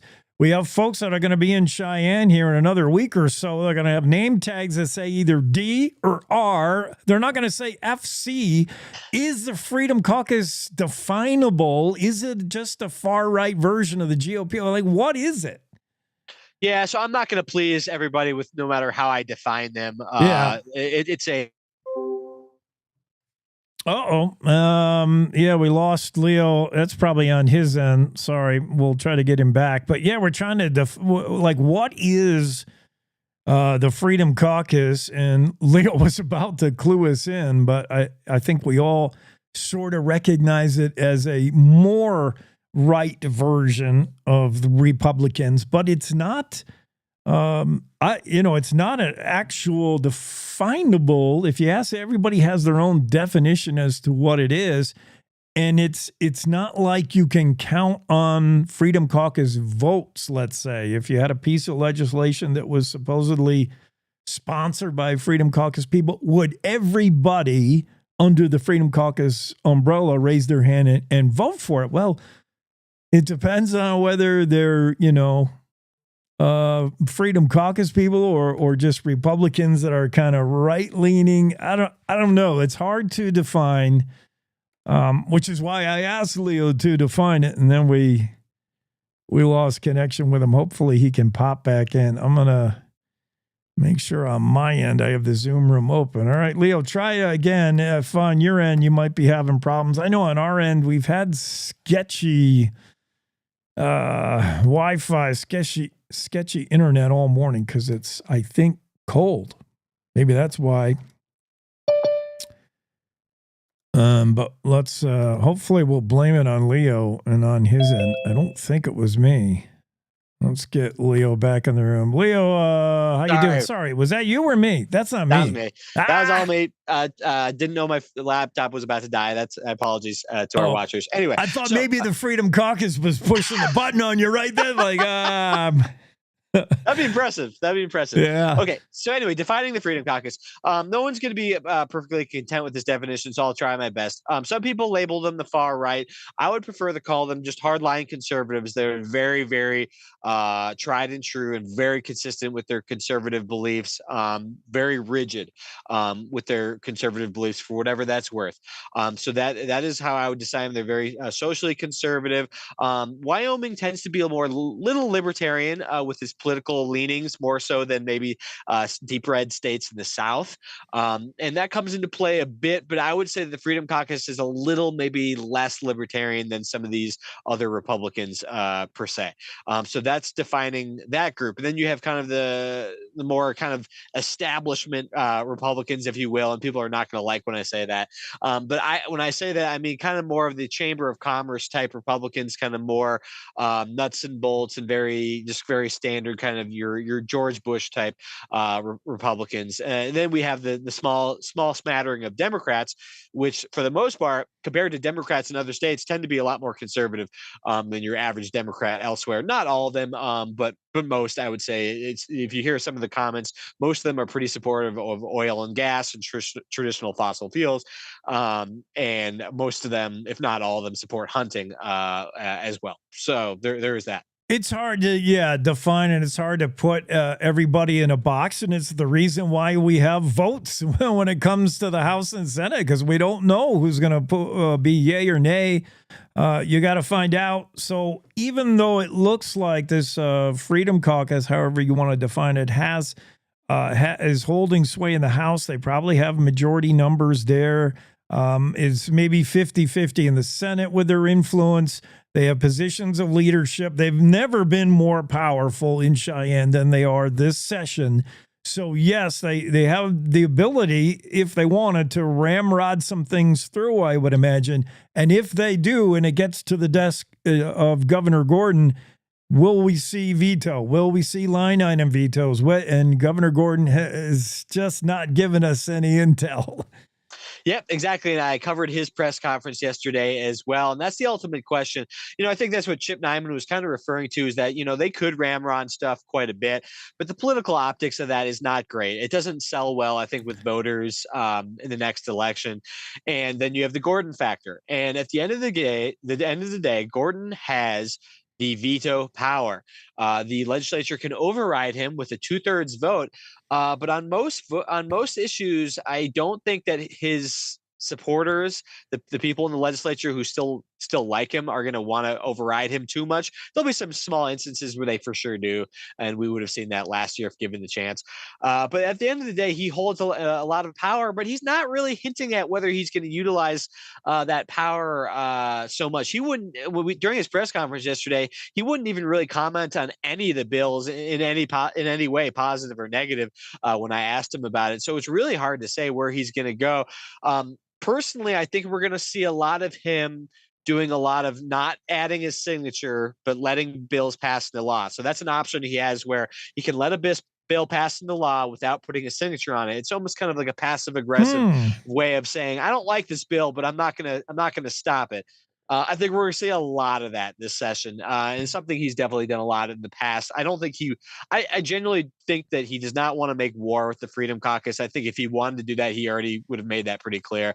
And I think he's trying to kind of let them do their thing and see what happens from it to an extent. And I think that's what we're going to see a lot of this session. Is we're going to see a lot of a lot of letters about him expressing distaste for a bill, but not vetoing the bill. I didn't know a governor could do that. So it's just basically symbolic. Now, Governor Gordon's done that in the past. Has he made use of that more often than other governors? I don't know the answer to that question. I think it's a power that most other governors have, but I don't know how much he's done it compared to other governors. But yeah, this past session, he seemed like he did it on at least 5 to 10 bills, and that's in addition to about the 5 or so bills that he vetoed as well. The Freedom Caucus has made it clear, though, they are going to try to push a lot of bills through at the first 10 days of the legislature. Some of their most high priority bills they're going to try to get through the House the first 10 days of the legislature, and by really kind of putting a expedited manner on these bills, what that does is it really puts the ball in the governor's court as far as having to make a decision on these bills. So if you get a bill to him in the last 3 days of the legislature, he can wait until the legislature is adjourned, that they're done for the session, and he has 15 days until after they adjourn to act on those bills. And that's what happened this past session, where he basically issued all his vetoes long after they had gone home for the session, and there was lots of grumbling about, should we call a special session to override his vetoes? So they're trying to avoid that situation again by getting these bills to his desk where he has to act on them right away. Interesting. Yeah, they're front loading the session with stuff, putting it in almost daring. They're like, we double dare you because we're still going to be here, and don't challenge us to get the 2/3 override vote because we're going. I see. Well, it's interesting how it works. No wonder it's fun going down there to the legislative session. I'm not sure I would enjoy, but Leo can't wait to get down there. When does that start? Pretty soon, huh? Yeah, it starts next Tuesday. So we have 6 days till that gets going. It's kind of a love-hate relationship, mostly love in my part. But it's a grind. I'll tell you, by the time it's over, I am exhausted. And even, at the end of each week, I'm physically fatigued much more than I would be at a normal day, not during the session. So it's a real thing. I mean, you're working the halls, you're talking to people, and you're just constantly looking at what's going on. There's a lot of infighting, but there's a lot of good things that happen that are just good for Wyoming. And I think it's important to point out that not everything is partisan that happens down there. There's a lot of things that are just common sense, good bills that are not liberal or not conservative. They're just good common sense bills for Wyoming. And you see a lot of bipartisanship still, despite the fact that it's kind of gone out the window in some regards, in some ways. For instance, Representative Ken Pendergraft from Sheridan, he's a member of the Freedom Caucus, and he was telling me yesterday a bill that he's co-sponsoring with Democrat Senator Chris Rothfuss. And what this would do is allow schools to basically lock down rooms when there's an active shooter, to allow teachers to lock their rooms in those school shooter events, because currently there's a law that basically says that's against fire code and you can't lock those rooms, which is is kind of crazy. I mean, I guess I'm giving my personal bias, but I mean, that's just a nonpartisan bill that makes sense. That's just something that's probably good for Wyoming, wherever you stand, and that's good to see stuff like that. And I'm hoping that we're going to see a lot of that this session. We can kind of move away from some of the political circus. Leo, when you're down there, I would appreciate if you like hand out our business card in effect, and you know, when you meet some of these high profile leadership positions or lawmakers, tell them like jump on the show. We would love to hear what they have to say. I know it's super busy down there. One last thing while we got you, are they still on strike? Ski Patrol in Park City, what a mess. I mean, people are canceling their vacations. It's terrible. One great thing about Wyoming and the ski resorts, for the most part, if not all, the ski resorts are independently owned. They haven't fallen under these big corporate deals. Jackson Hole Mountain Resort remains, you know, its own thing with the Kemmer selling to inside Grand Targhee. So I don't know if something like that would ever come to Wyoming. Certainly as you get bigger as a resort and get more corporate, you also get big corporate problems like labor disputes. It's a mess.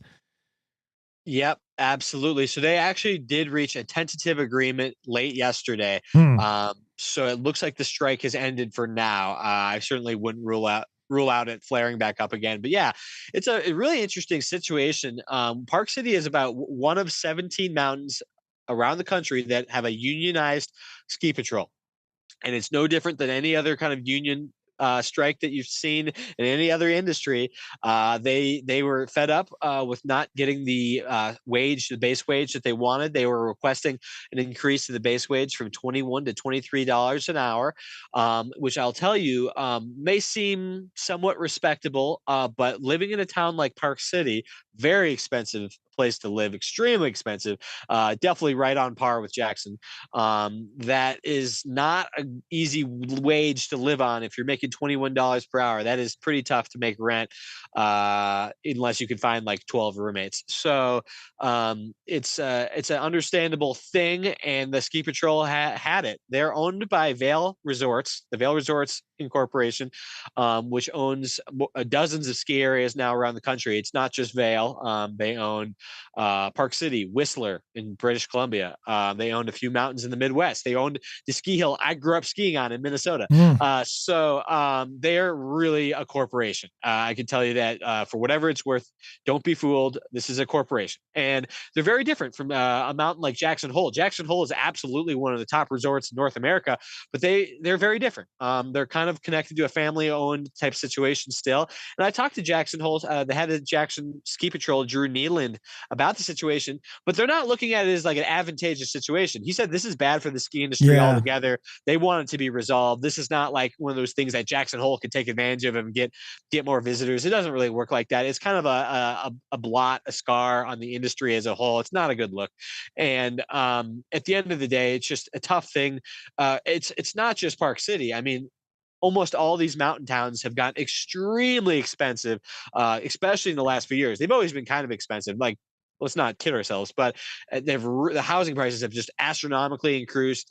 Airbnbs and VRBOs have absolutely made the situation worse. There's just no two ways about it. And it's a tough situation where these resorts are saying, well, look, I mean, you're doing kind of these entry-level manual labor jobs, you know, besides ski patrol. Like, why should we pay you a huge salary? And these workers are saying, yeah, but I need a house. Like, I need a roof over my head. I'm not trying to live in my car all winter. So it's a tough thing. And I think the ski industry is really, really struggling with it. It's just one example. Yeah. And we're talking about the nuts and bolts of it, $21 an hour, $23 an hour, like what's sufficient. And I think, like you said, every mountain resort town is expensive no matter what. And is that enough an hour? No, double that might not be enough an hour. But I think on the employer side, whether they're corporate or not, I think there's some amount of thinking maybe that ski patrol is a glamour job, not an entry-level job necessarily, but part of your pay is being ski patrol. You're getting paid to ski. You should be thankful for that, is what I think, you know, the thinking of Vail, and they're finding out, well, not necessarily. It's a job, and we need to get paid for it. Yeah, it goes both ways because there's times where you could absolutely argue it's a glamour job. When it's 35 degrees out and it's sunny and you've had a couple inches of fresh snow and everybody in the mountains having a great time. Yeah, it's pretty glamorous. I'm not gonna lie. You gotta ski and get paid for it.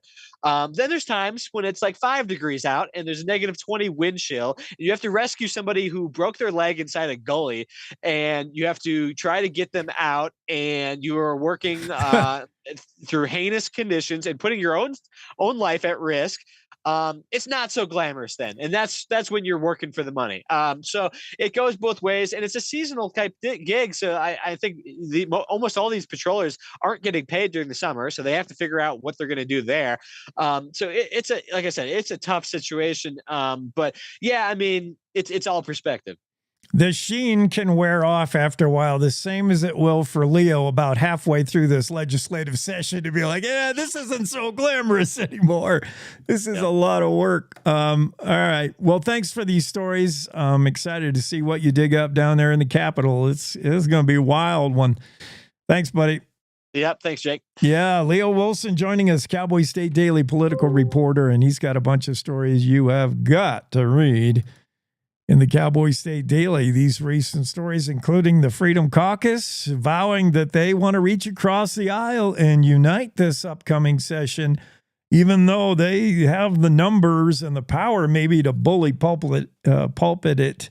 They say they're not going to. Governor Gordon, meanwhile, what happens when the Freedom Caucus just drops a whole mess of bills on his desk? Is he going to just sign off on them, not sign them, or veto them? He didn't tip his hand yesterday in the press conference. Leo Wilson had that story as well. Make carbon dioxide great again. We didn't have time to chat with Leo about that, but that's State Senator Sherry Steinmetz's idea, and a new bill that would maybe just change everything, as it would classify carbon dioxide not as a pollutant, which it currently is. That's a game changer. And then Park City Ski Patrol, you heard Leo say that the news story that you're likely going to read in the Cowboy State Daily soon here is perhaps a resolution in the strike between Park City Ski Patrol Union against Vail Resorts and Park City Mountain Resort. Last few days have been tied up in all kinds of lift lines and problems over the strike.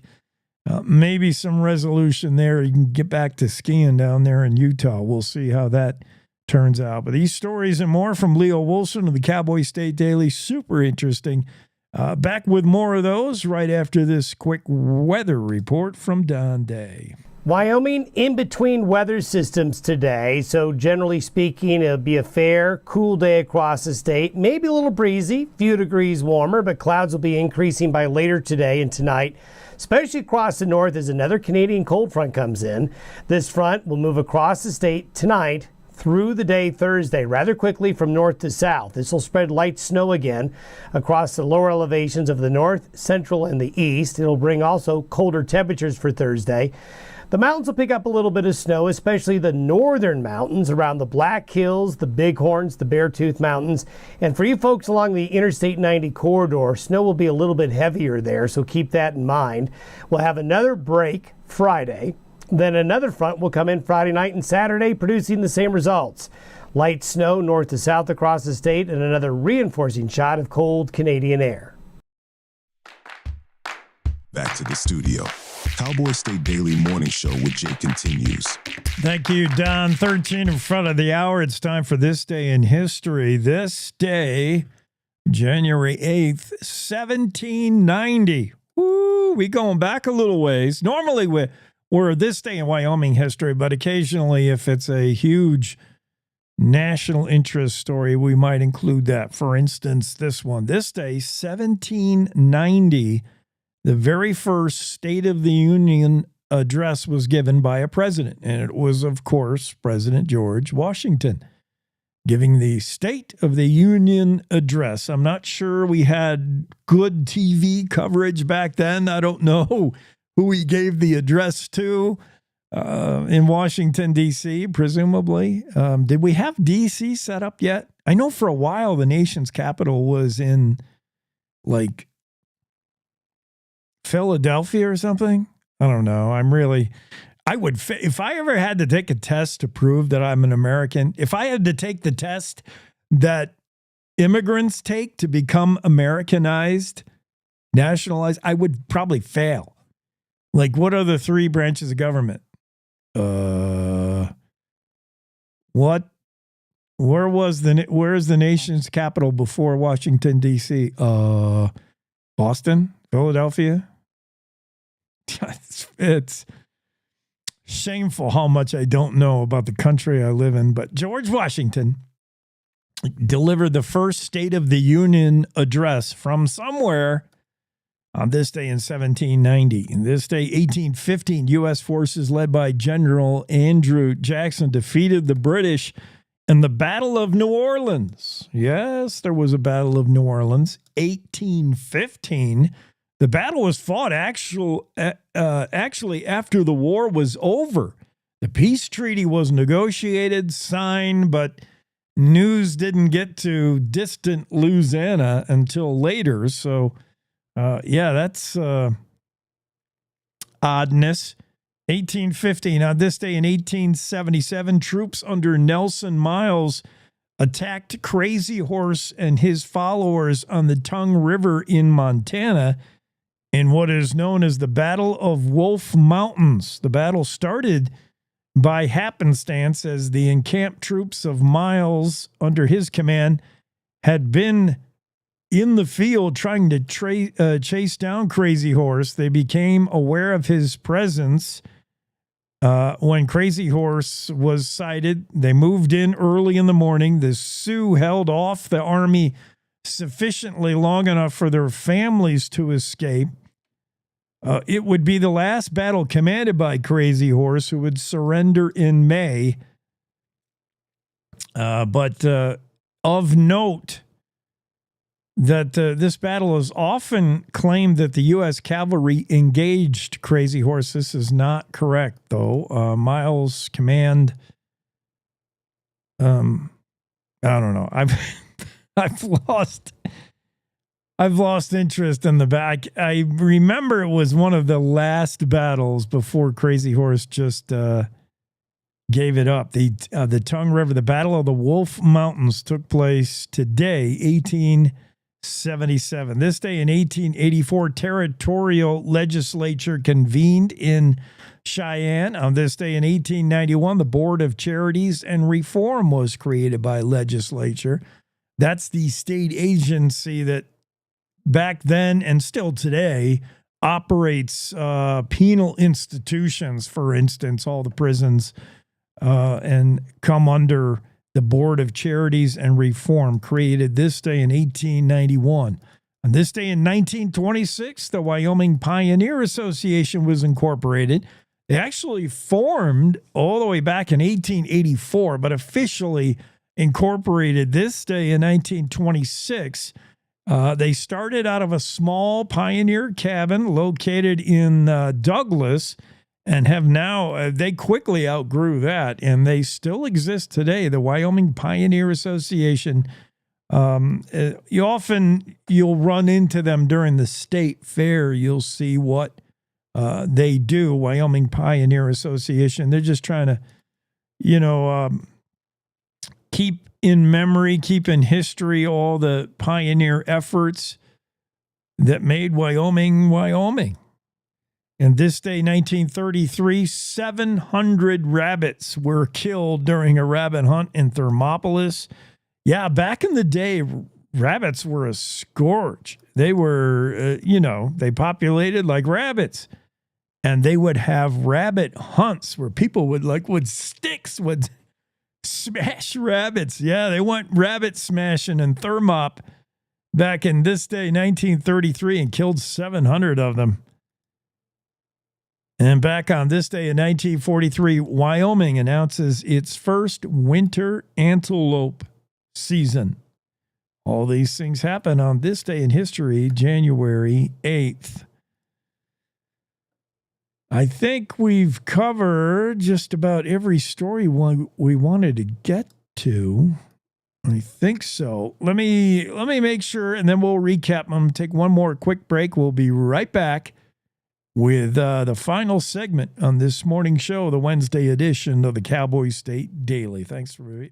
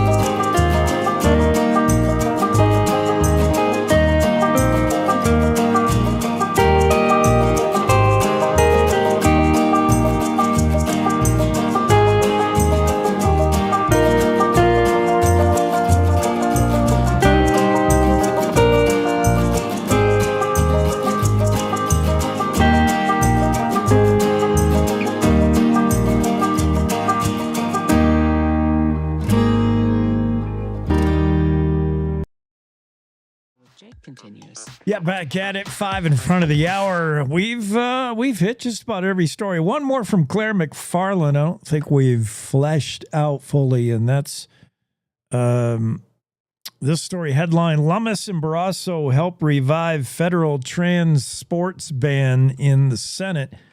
Wyoming's two senators, John Barrasso and Cynthia Lummis, are among a host of co-sponsors of a federal law that would target transgender sports participation. It would allow biological males. It would not allow. Barrasso's quote is, allowing biological males to compete against women is disturbing, unfair, and unsafe. This federal bill would strip funding from organizations that allow males to compete in girls' and women's sports and would take other measures to repeal current situations, ban federal funding. It's titled Protection of Women and Girls in Sports Act of 2025. Senators Barrasso, Lummis are on board. It was originally introduced in March of 2023. The bill fizzled after introduction, saw no further action. It was brought by Senator Tommy Tuberville of Alabama, Republican. He vowed to bring it back. The new version looks likely to get a floor vote, according to Fox News reports. Claire McFarland says in this story, she interviewed Barrasso and Lummis. Barrasso said biological males should not play on women's sports teams, period. To let them do so is disturbing, unfair, and unsafe. In an email to Cowboy State Daily, Senator Cynthia Lummis said the far left wants to erase women's rights with its out-of-touch woke priorities, securing a fair playing field for biological women by preventing biological males from competing in women's sports should not be a partisan issue. And she'll continue to work towards the passing of that bill. Of course, a lot of this highlighted in the recent San Jose State University volleyball player, Blair Fleming. That was certainly highlighted in the state of Wyoming. And the state of Wyoming is pursuing its own legislation that would continue a ban against transgender participation in K through 12 sports to college, where we saw the issue. And then nationwide efforts underway, including the resurrection of the Tommy Tuberville bill from 2023. Claire McFarland has more. A federal bill called the Protection of Women and Girls in Sports Act of 2025 that would strip federal funding from organizations that allow males to compete in girls and women's sports has resurfaced as the new Republican-led Congress convenes. Sponsored by U.S. Senators John Barrasso and Cynthia Lummis, along with nearly 24 others, the bill would also specify under Title IX that boys and girls categories in sports are based on biological sex. State lawmakers have been dealing with a federal administration that was unfriendly to them and with a Congress that was gridlocked. And so the state has been kind of waging its own in this issue. And this is completely new for them because it's the first time that A, they're dealing with a transgender issue, but B, with actual, I guess, a friendly environment from on high. If the bill passes federally, it could simplify the work of the Wyoming legislature, which has grappled with transgender issues regularly for the past 3 years.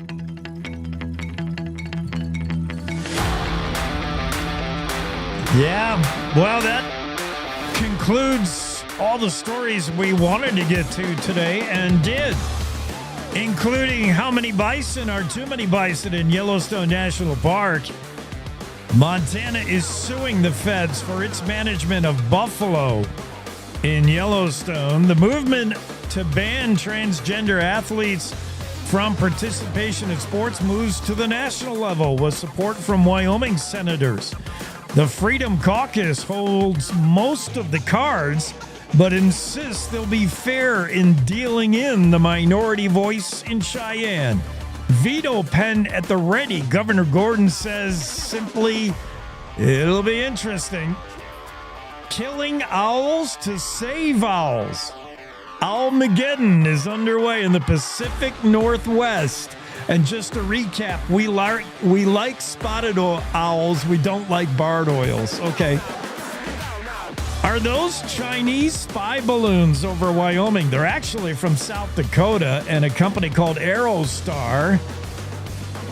Flu, COVID, RSV, or all of the above. I don't know. Flu illnesses are spiking in Wyoming, even if health officials aren't sure what you've got. And if grizzly bears are delisted, will they be put on the menu at your favorite restaurant? I'll have $3.99 with a side of baked potato, please. Too soon? Yeah, we got to it. It's the Cowboy State Daily Show with Jake. We'll see you again tomorrow. We'll do it again, 6 a.m. Don't be late.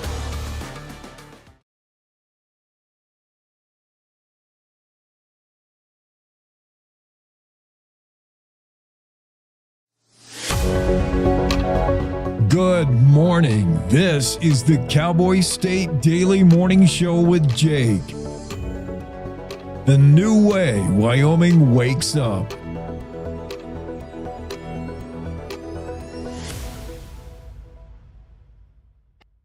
The views and opinions expressed on the Cowboy State Daily Morning Show are solely those of its host and do not necessarily represent those of Cowboy State Daily.